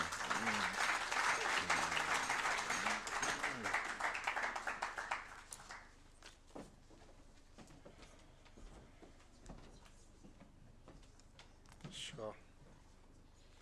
Hi, everyone. So I'm between you and lunch, aren't I? That's fun. So let me just introduce myself, because I'm not a lawyer, and I'm not an economist, and I'm not an academic. I am a tralac associate. God alone knows why. Somebody decided that a long time ago. What I am is, for those of you who don't know, is a representative that looks after the clothing retailers' collective interests in South Africa. I have led the South African business delegation to a couple of WTOs, and I've participated in that, and I'm currently the lead business person in terms of engaging with our government on trade-related issues. And I kind of think I'm here to tell you why this isn't going to work yet. See, the what's okay. The what's okay. The why is okay. The problem is the how, isn't it? The problem is the how. And having just heard the chocolate story, and remember I'm with clothing and textiles, and both these gentlemen have stolen a little bit of, that's why I didn't put up slides. I knew they'd cover half of my stuff anyway. But if the chocolate example is anything to go by, and I was that business person, I would just mind my own business and ignore the rest of the universe, and occasionally just take some chocolate across the border and actually not even pay attention as to whether it was legal or not, Eckart, until somebody said to me, no, it's not legal, and then pay the fine and then fill in the form and do something very, very, very, very differently. Some of you have heard me tell this story before, and all of you probably have heard it anyway from someone else. But I do love the story of the wildebeest migration across the plains of Africa. If you've already heard it, I apologize.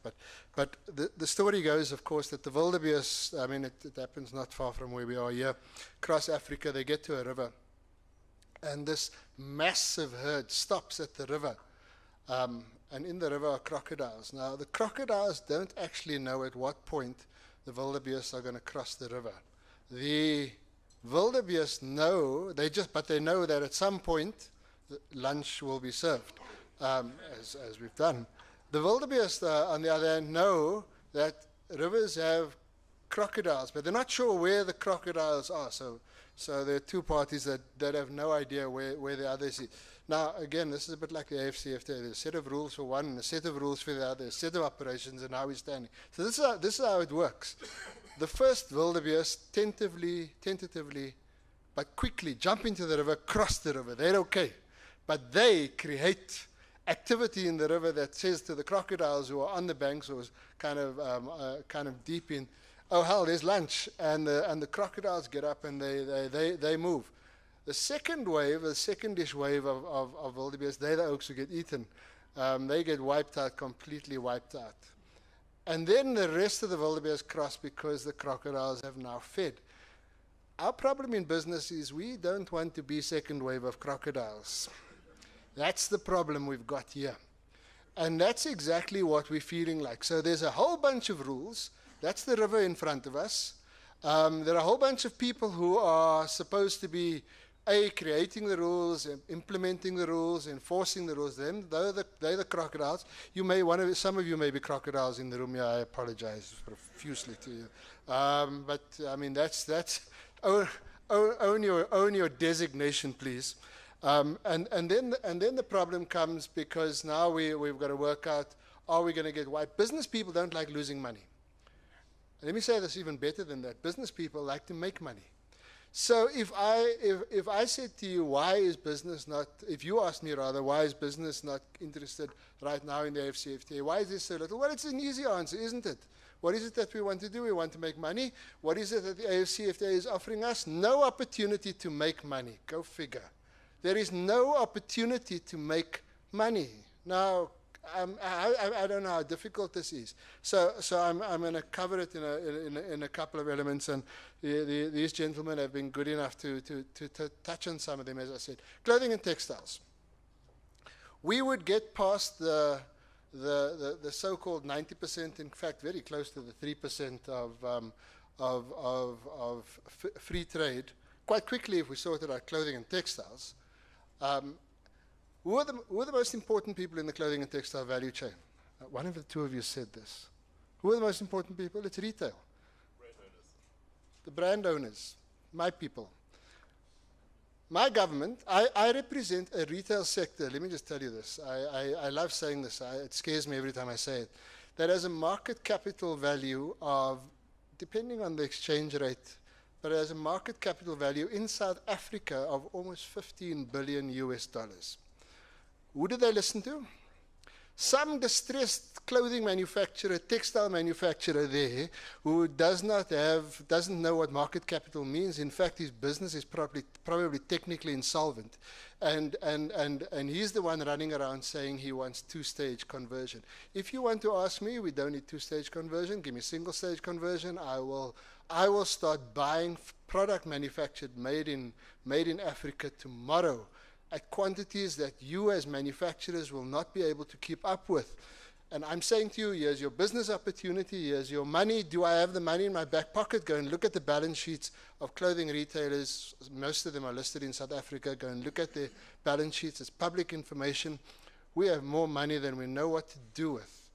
They don't give it to me, unfortunately. Can I just say they pay me very, very, very poor? Can we have a discussion about that some other time? But there's money, so there's the opportunity. How does that play out to a number of the important conversations that should be taking place in the AfCFTA? Women, again, it's been touched on there. How do we develop women in trade? I'm leading a team again in South African organized business. We've managed to drag Trudi along to some of our gatherings, and I had to speak at some of them. We're very passionate. I'm personally very passionate about women in trade. What's our single biggest challenge? Our single biggest challenge is that people talk but don't do. People talk but don't do. They don't give me the space.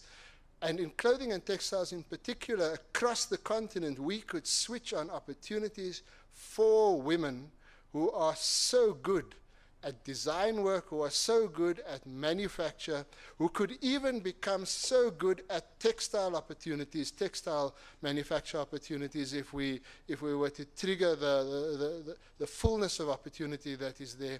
But no, we stand nervously at the edge of the river because we're too scared to make those opportunities work, because the architecture that is there. I said to somebody yesterday at dinner, the problem with this trade architecture is by the time they get the serious business players involved in the game, all they allow us to do is to change the height of the handle on the door. Whether the door is working in the right place, is functional, is of no concern. They believe that they've done, must I say, you believe, the academics, the lawyers, the politicians, the trade officials, all believe they've done this properly, but they've just never consulted us. We have a massive opportunity to change both gender and youth economic development in this continent. Not just in clothing and textile, but it's about they need to see the commercial activity happening. Now, if the commercial activity is not happening, then surely to goodness, it is incumbent on the negotiators, on the politicians, to be asking the questions of the right people for the right reasons in the right way. And my contention, colleagues, I've sat through a day and a half of a number of conversations here, and we've heard an enormous number of obstacles. And yet in business, all we want to do is start the trading sooner rather than later. Why would we not? Again, why would we not want to trade? I struggle with trade negotiators who think in the 1990s. I said to somebody the other day, my father was a primary school principal, and for reasons I do not understand, he studied economics for really no good reason. He never used it. He never used it for any functional reason. It was just for the sheer fun of it. And I kept some of his textbooks for a long time, and eventually started reading them as I personally got into trade. For those of you who don't know, I started my professional life as a high school mathematics teacher. I'm going to say something about that in a minute. And I started working with reading through his textbooks. And the fact that an econometric solution was deemed to be the way in which you determine how trade should work is just scaring the living daylights out of me. And yet, scratch below the surface of the way in which most of our current trade negotiators and trade officials work, and it's econometrics. It makes no sense to us in business. Scratch below the surface of the way in which most of the politicians engage around the issues, and it's about who puts, let's call it what it is, who puts the most money in their back pockets and who cries the most at the table. And so it's all about distressed and declining businesses rather than the substantively important businesses. Can we please start changing the narrative a lot more substantially than that? I participated in the WCO's Rule of Origin manual that's just come out. We had a great set of workshops up in Accra a few months ago. And again, the really distressing part of that is who defines the narrative. Now, I mean, Eckart has just shown you now, the narrative is being shaped to being all things to all people for all kinds of reasons. Life, dear friends, does not work like that. Life does not work like that. The ship does not move forward when you have engines all around the ship going in different directions. The ship moves forward when somebody decides where's the best place to put the engine, what's the best direction to drive it in, and then you have the courage to invest in it and drive it like that. So let's start talking a little bit more. We still don't have market access for services. I represent, as I've indicated, distribution services. That's where retail fits.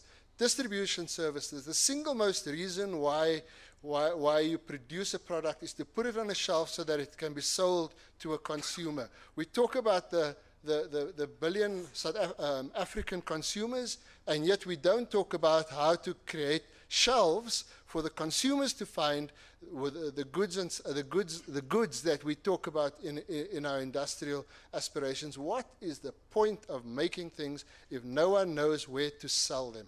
What is the point of telling women that they should be getting involved in online platforms if no one yet? What's the point in having a digital protocol if the digital protocol is not being developed along with the substantive players who are going to require the use of that digital protocol, that digital protocol, which in African terms is mostly about online shopping?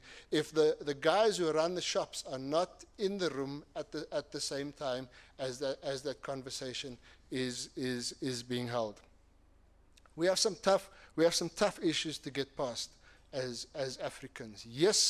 Yes, I say again, the what is clearly defined. Yes, the why is clearly defined.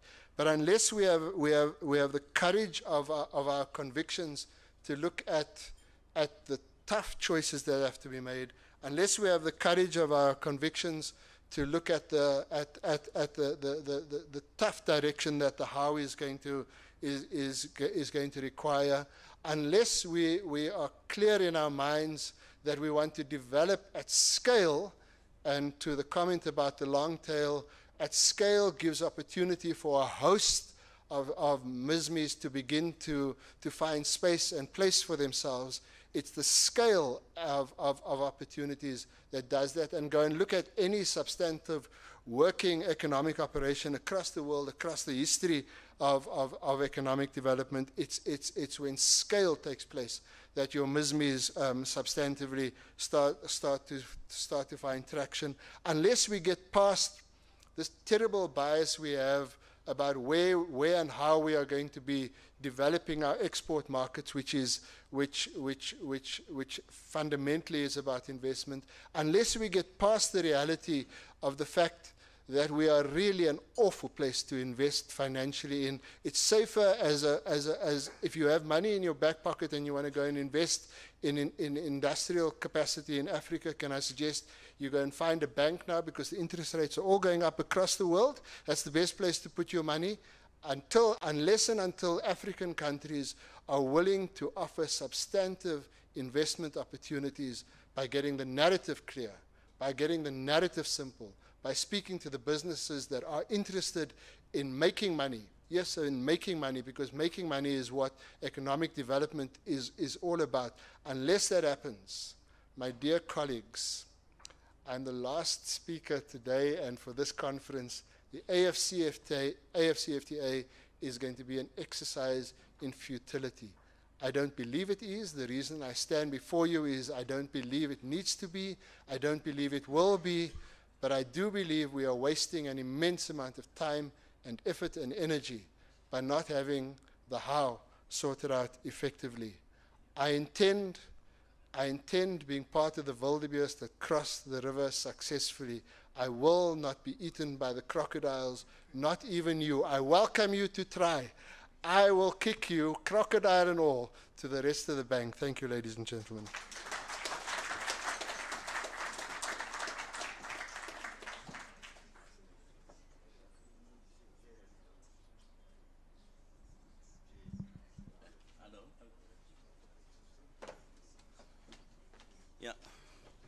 Thank you very much, and I think we all got it. At least my question is answered by all of you, that it is a work in progress, and we are there to find and to define a framework for Africa's industrialization, particularly utilizing the value chain insight or concept. It all started with Patrick, who actually gave us a good optimism that we are already trading in manufactured goods in Africa. Then it came to understand really that even value chain that we are talking about, we are not dreaming, it is happening, although it's not really necessarily within the FCA framework, but more bilateral value chain ideas that, or practices that are already happening. Rules of origin, we are told, it can facilitate value chain or undermine value chain. So we must now look at those issues that facilitate value chain. And my dear colleague here said, all these things will come to nothing if we are not getting an inclusive participation, particularly of the private sector, women, youth. I think that is a narrative. May I give you a chance to ask some questions before I got punished by Trudi? Questions, please. Yes, first. Can I have? Second, third, fourth. I need a fifth one. Five. Thank you. We started exactly how I came to set up your list. Thank you very much. Thank you very much, presenters, for your wonderful presentation. My name is Nyambura. I'm from the Commercial Court of Justice. And my question goes to Eckart. I'm just curious about the rules of origin and why the RECs are still maintaining their rules of origin. You said that there's a lack of harmonization. And I'm thinking to myself, was this not an opportune moment for the rules of origin in Africa to be harmonized under the AfCFTA? What is so difficult about the AfCFTA coming together with the RECs to agree on the rules of origin that will apply in Africa? Because I see a lot of conflict areas that are going to arise out of these different rules of origin from different RECs and then from the African Continental Free Trade Area. That is my question. Thank you very much.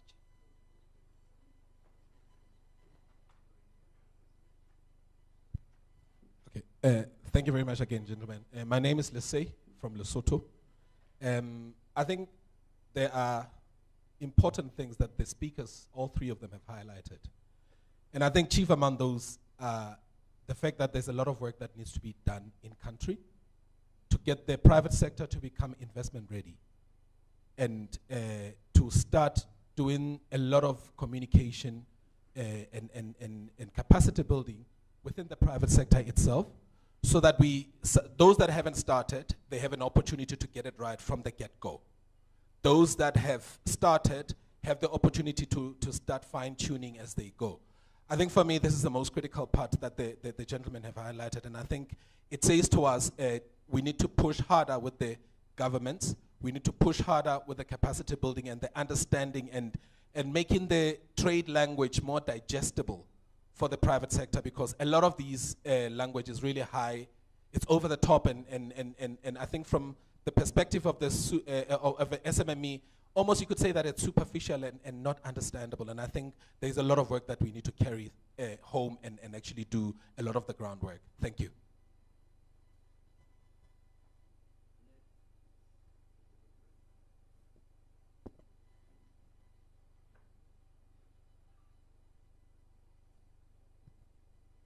Thank you for the very interesting panel discussion. My name is Frances. I'm from Nigeria. And I was just curious about the role of government, in creating continental value chains.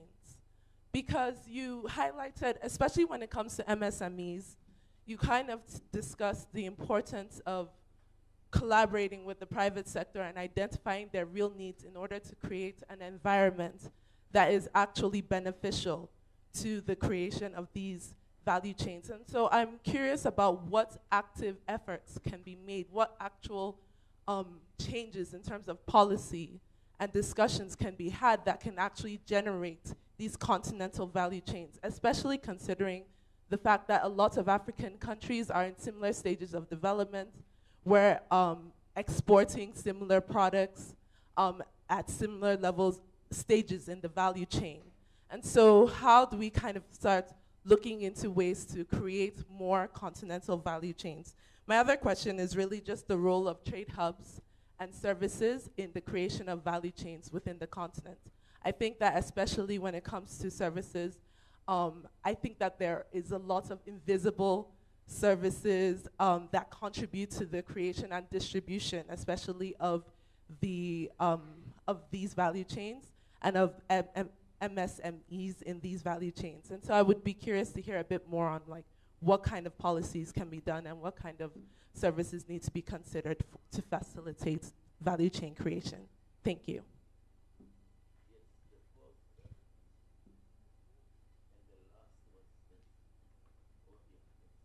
Good afternoon. My name is Linda Kiguhi from Nairobi, Kenya.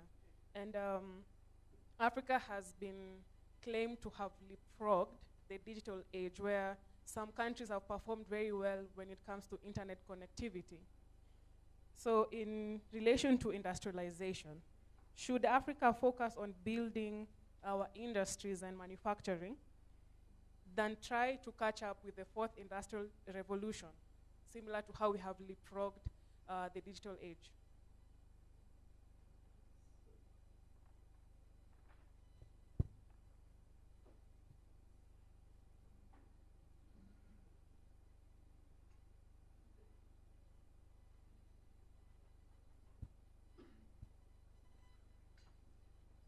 My name is Catherine Touré with the International Development Research Center's regional office here in Nairobi. A real pleasure to be here. Like His Excellency, the Secretary General of the Africa Continental Free Trade Agreement yesterday, Mr. Stuart and Mr. Lawrence both spoke to issues of inclusion. And so I was just wondering from your perspective, Mr. Eckart, when we look at rules of origin, what are just a few things that we need to keep in mind from a perspective of gender equality and social inclusion? And that's coming from a non-lawyer, non-economist, someone more in political science and in education. Thanks so much.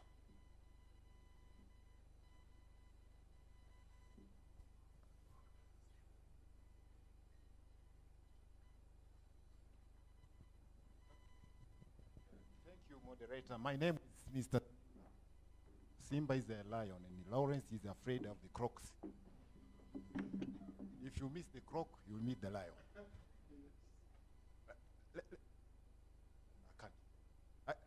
Let me recall, when the WTO was inaugurated in Marrakesh, textiles and clothing were given a 10-year moratorium so that they could reorganize themselves, build capacity, and compete with the outside world. That elapsed in 2005. Now we've been given about more than 20 years to do that business. Unfortunately, in the textiles and clothing, clothing industry, the chain is so long. And most of the African countries' contribution to the value chain is only the raw materials. That is cotton. Very, very, very, very simple and very cheap. Its cost is completely insignificant when it comes to the value chain. You have got cotton, it has got to go through spinning, it has got to go through weaving, it has got to go through processing, and then it comes to the factory. In that value chain, I can hardly see an African country which has participated in the value chain complex. So, when you try to complain that you cannot compete, there is no other ways whereby somebody else can come and do that job for you. Unfortunately, there is a lot of trade diversion. We just get things from China, we make some garments like this one and say that this is made in Africa. How do you place yourself as an international consumer so that the other parts of the value chain can benefit either a manufacturer from Nigeria, South Africa, during this complete process, so that we can say that Africa is now producing something which is tangible and which we can be proud of. Thank you.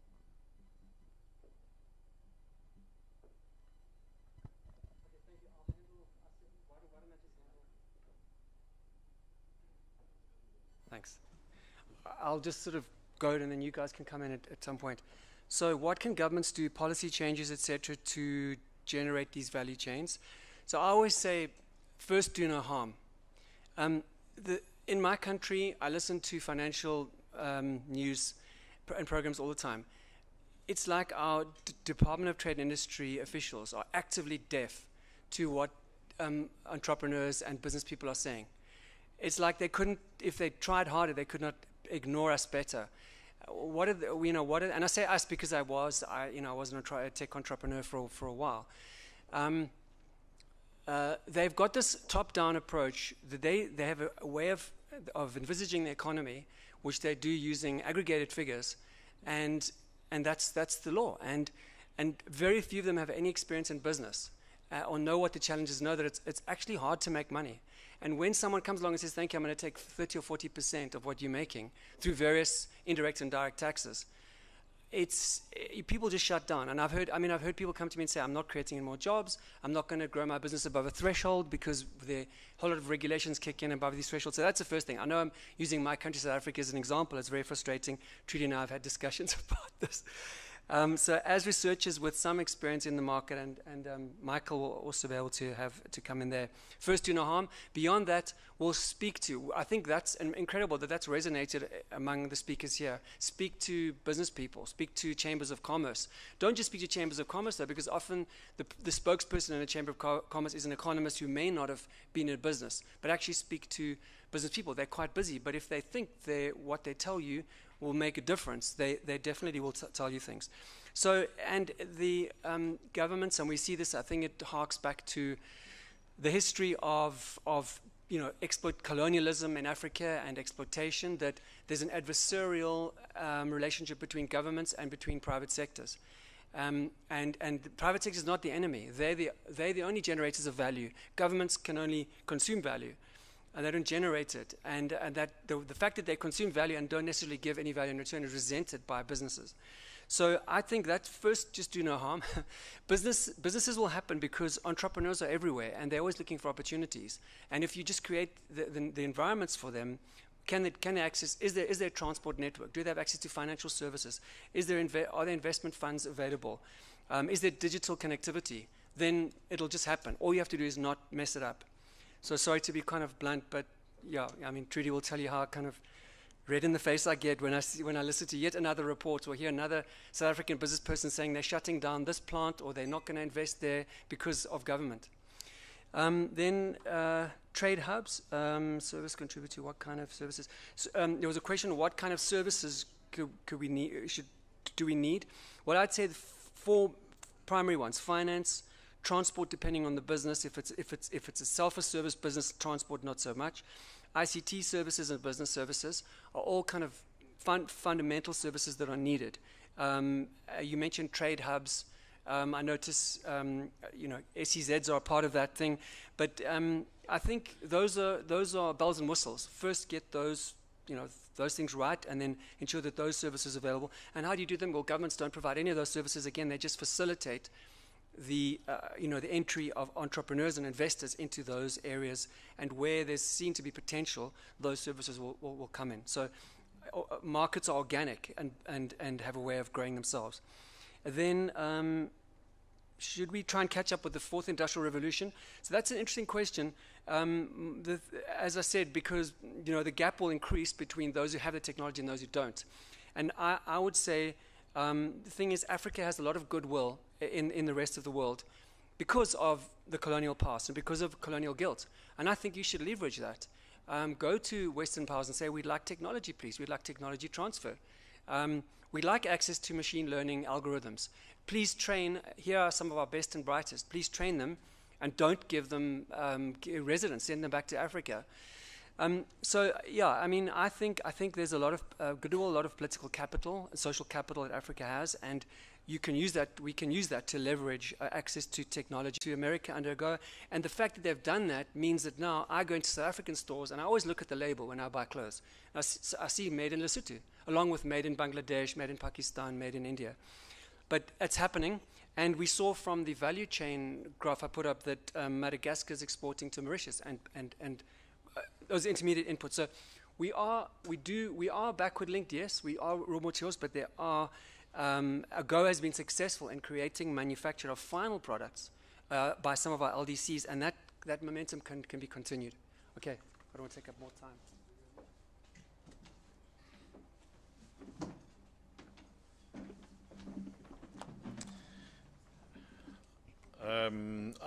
On the first question on why don't we have a continental FTA, rules of origin, and one real integrated trade agreement, I'm weary about talking about legal things in the presence of so many lawyers, in particular Gerhard. But my understanding is that I think the original idea was having this continental free trade area, literally and figuratively speaking, with a set of rules of origin. And this kind of harmonization and consistency and so on. And I think the trade agreement just recognizes, first of all, the regs, formally recognizes them. It has language on being based on the acquis, on the existing arrangements that are not being replaced in that sense. But again, I'm wary of delving too deeply into the exact legal reasons why we've gone this way.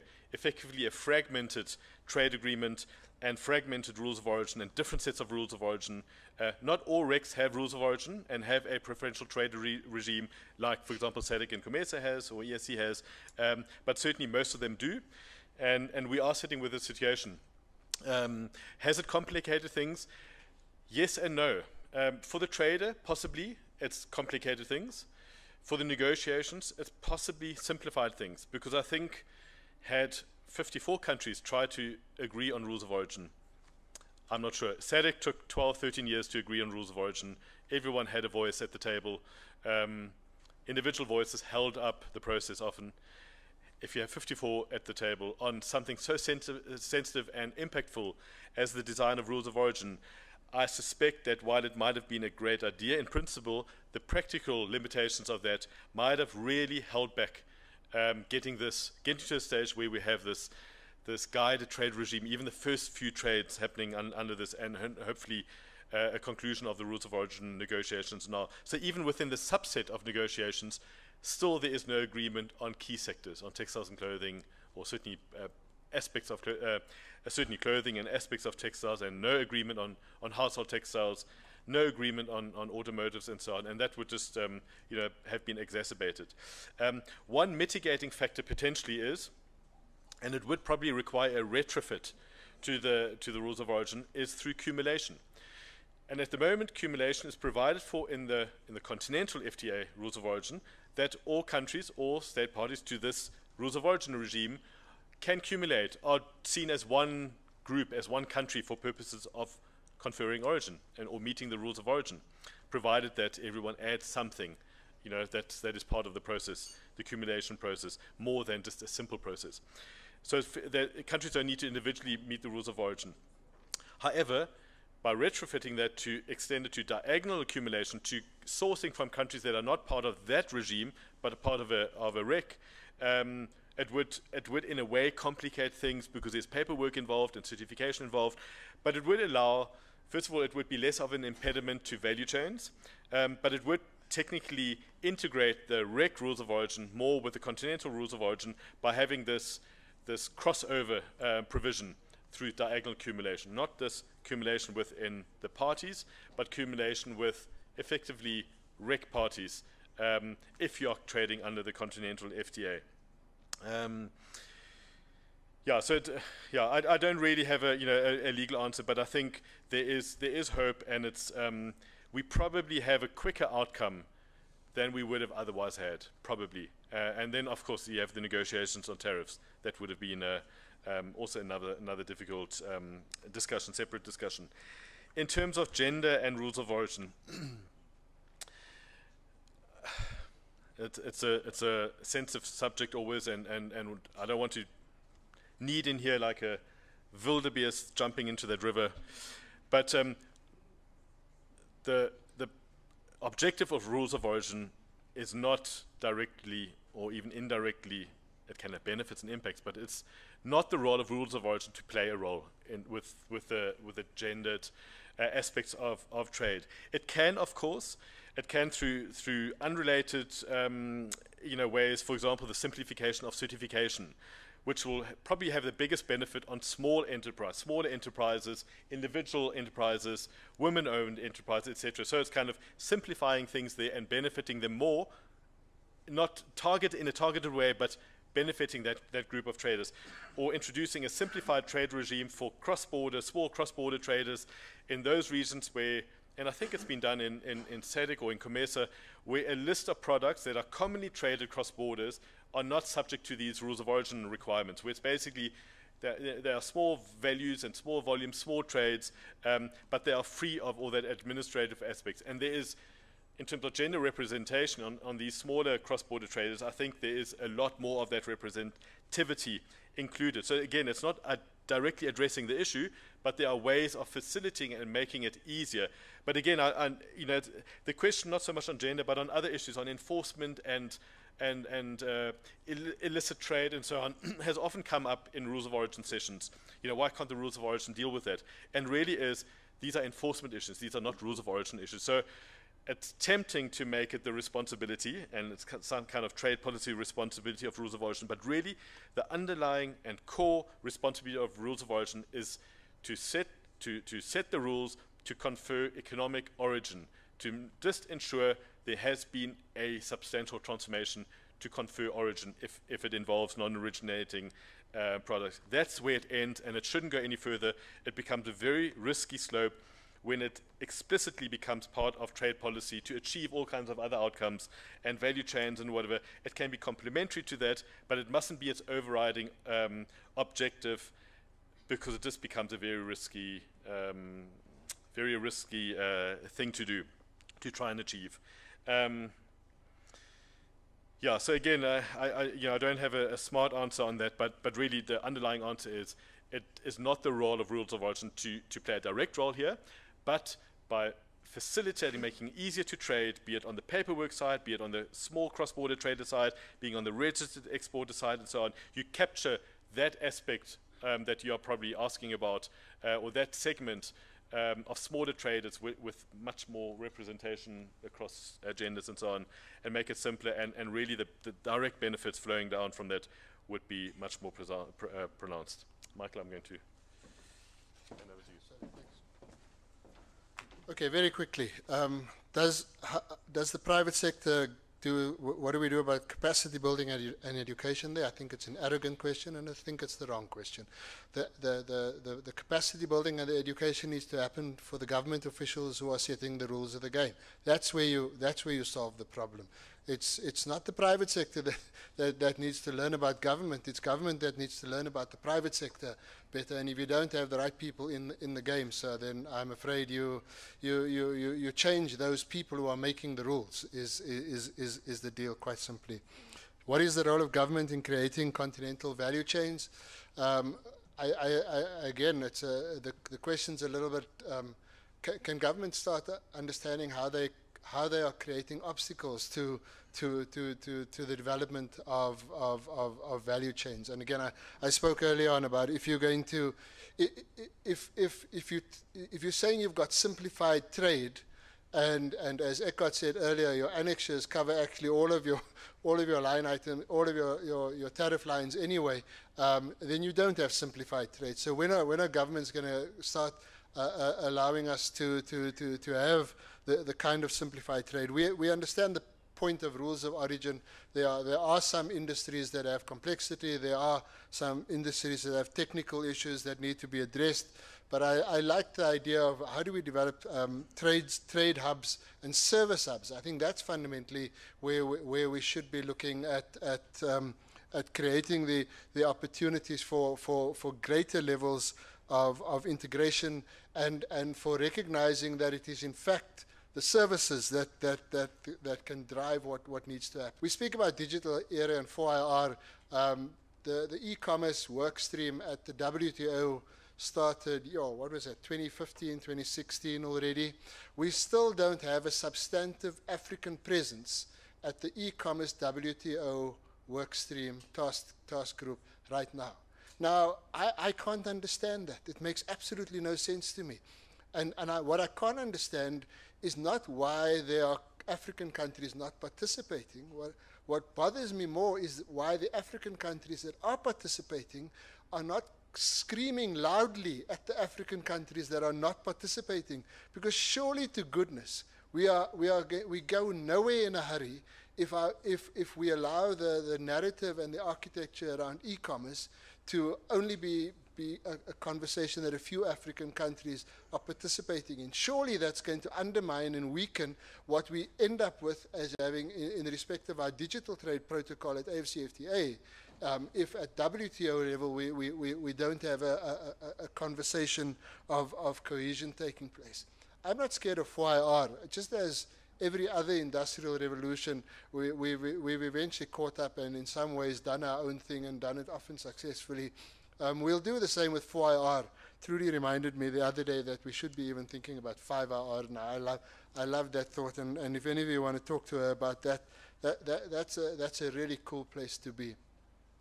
So with respect to the clothing and textile value chain, amongst others, I think that has substantively been answered. There are huge opportunities in this value chain. And we're not just about growing cotton, quite frankly. We don't need it to be just about growing cotton. There was substantive investment support in China, in India, in Bangladesh. Any one of those countries that we currently still source from substantively, those countries in the East, they all had support from investment support from their governments in developing the manufacturing that eventually took place and that we are all eventually buying from. I see no reason why our governments should not be providing not just the enablers, but even sometimes the opportunities towards the necessary investment and be the actual investors in those industry sectors. It is a partnership. It is a partnership. And yes, while the private sector has its own let's make money arrogance attached to it left, right, and center, and while we always say in the private sector that an injury to one is an opportunity for all, we nevertheless have to recognize that it's about a partnership. And I think the importance of, again, I can't emphasize enough the importance of partnership. In my last comment, I did say I was going to speak about my mathematics teaching days, high school mathematics teaching days. We cannot emphasize, it's been spoken about on a few occasions in the course of the last day and a half, we cannot emphasize enough the importance of a basic education, a schooling education system, primary and high school education system that gives our young people a fair chance to be involved in the digital era, to be involved in the 4IR era.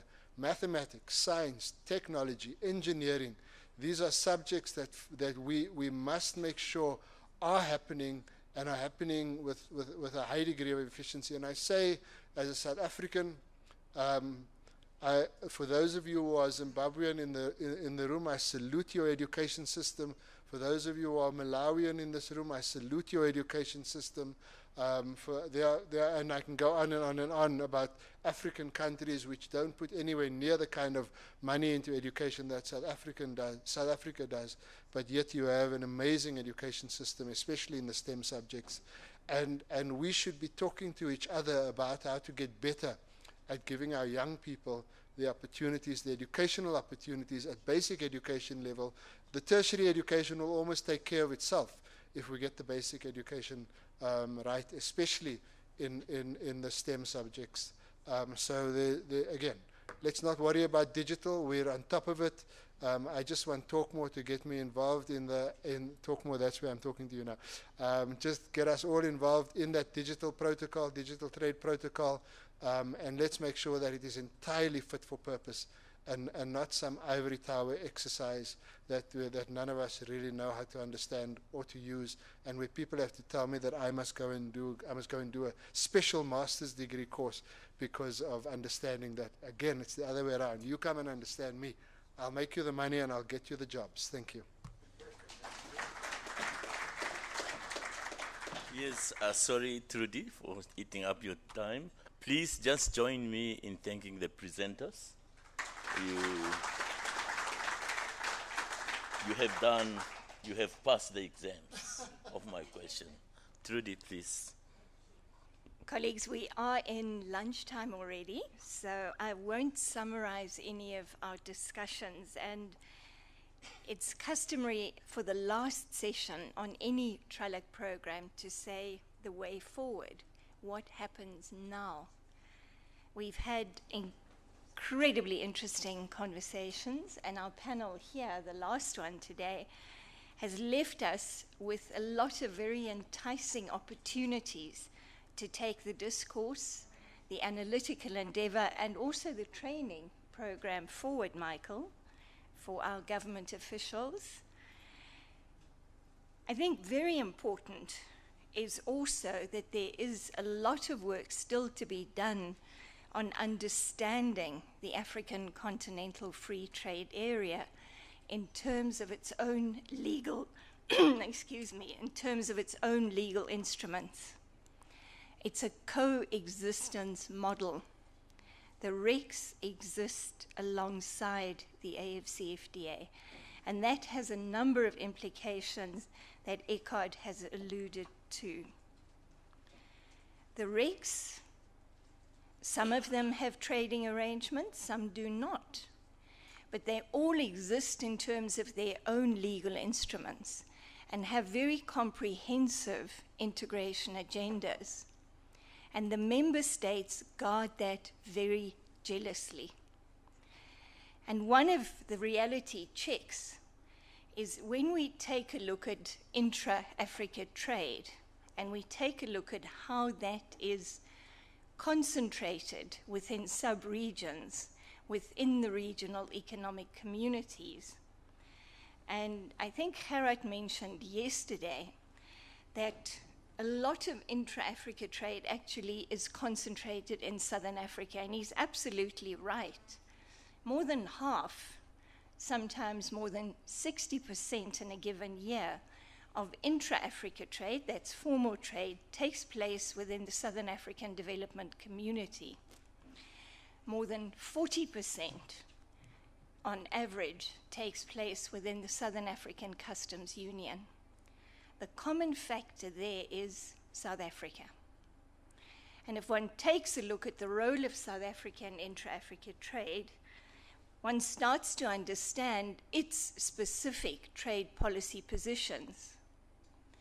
The discussion today here about industrialization, industrial development, and of course industrial policy has to be linked to this conversation and these realities. South Africa has experienced significant deindustrialization in the recent decades.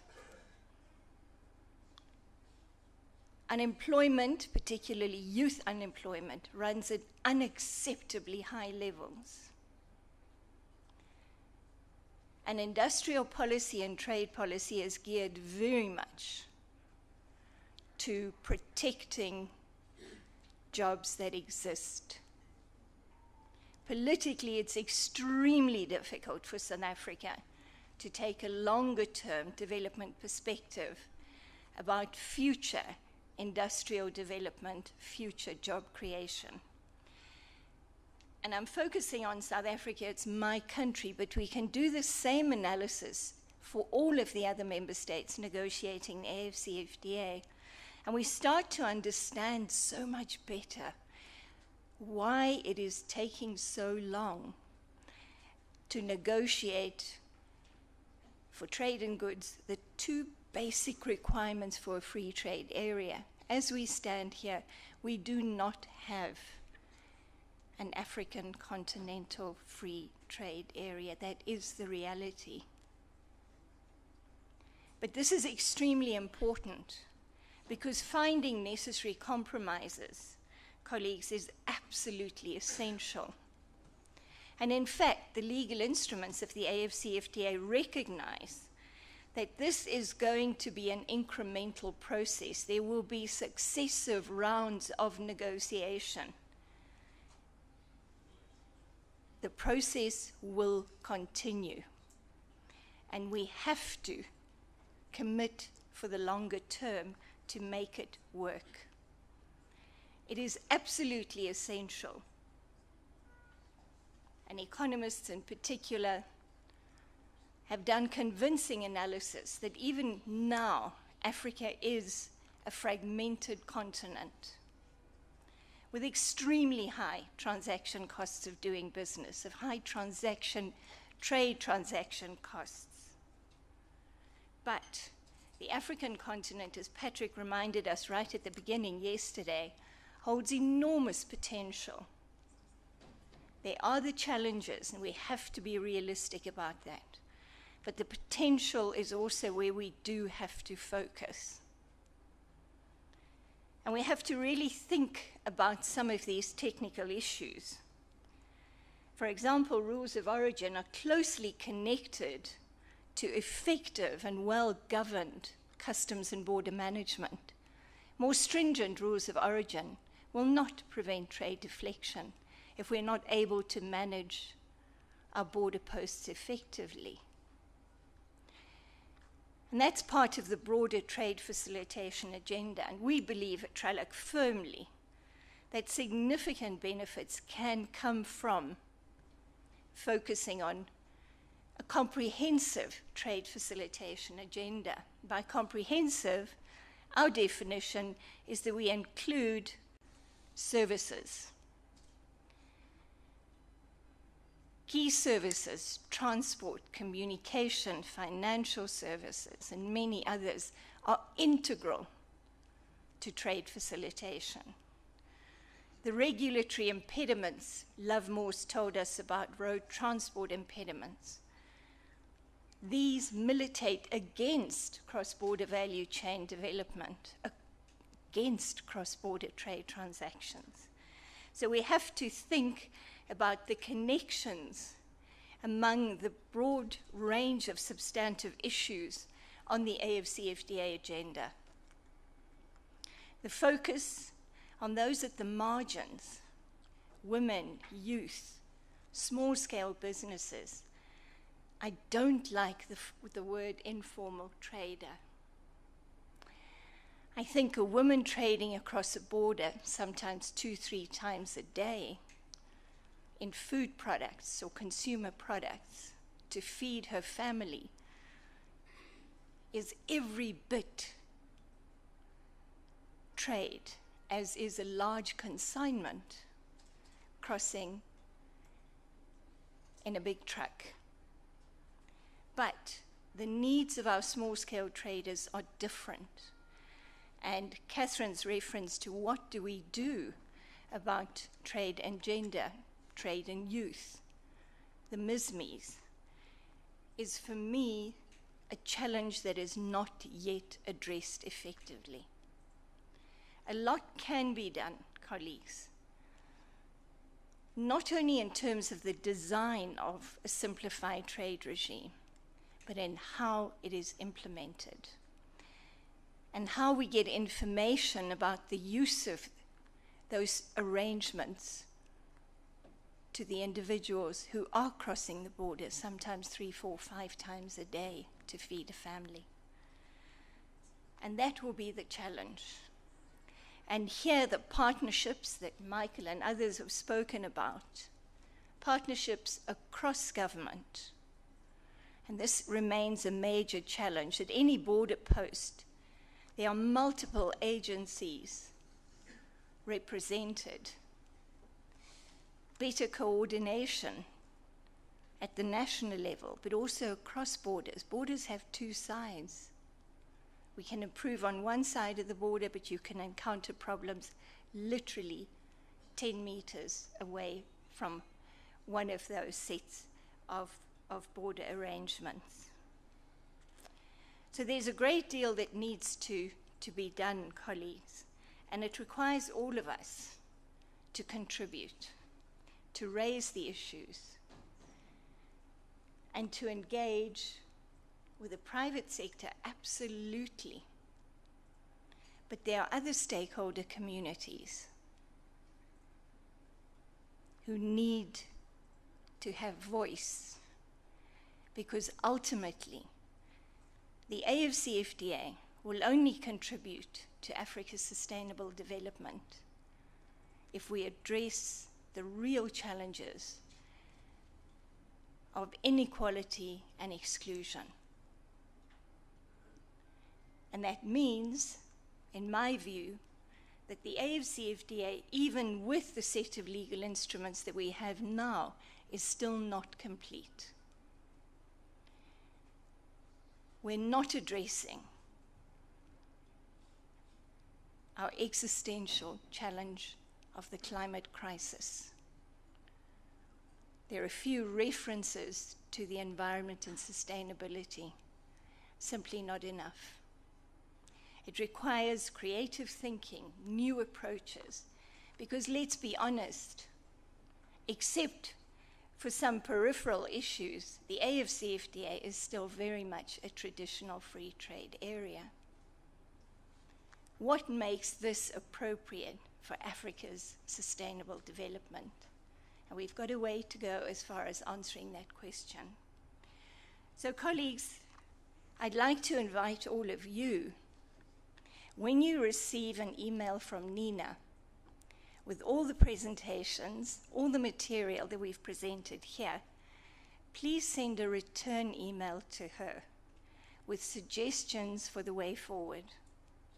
Research, training, stakeholder engagement, those are the 3 pillars of our work program. But also indicate if you'd like to work with us. We've had so many offers in the last day and a half of colleagues who want to do research, who want to get involved with Tralac's work. We welcome you. Please send the email to Nina. Colleagues, it now comes to the very important part. A conference like this is many months in the making, and so many of you have contributed to the program development, making presentations, writing background papers, and of course, making sure that we are able to launch, as we did this morning, our dispute settlement book. So I'd like to thank our development partners. There are a number of them in the room with us right now. The Tralac board, which supports us consistently through good and through challenging times. Our advisory board, where innovative new ideas are often generated for what we can consider for the Tralac program.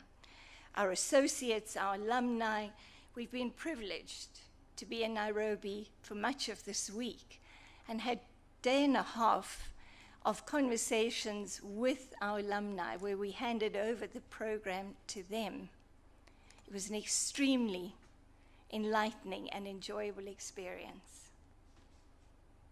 Our Tralac staff, Many of you would have been communicating with Madeleine over some time and asking her to change your ticket or asking for accommodation changes and so on. So I'd like to thank Madeleine. I think she may be outside the room, but even in her absence, I really want to thank her for all the work.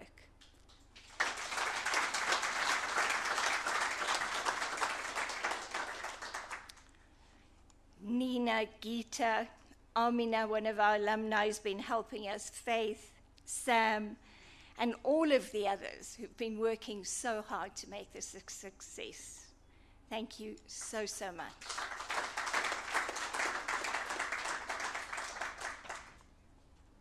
Colleagues, it's now for us an opportunity to have lunch together and to continue our conversations. Thank you so much for joining us for this year's conference.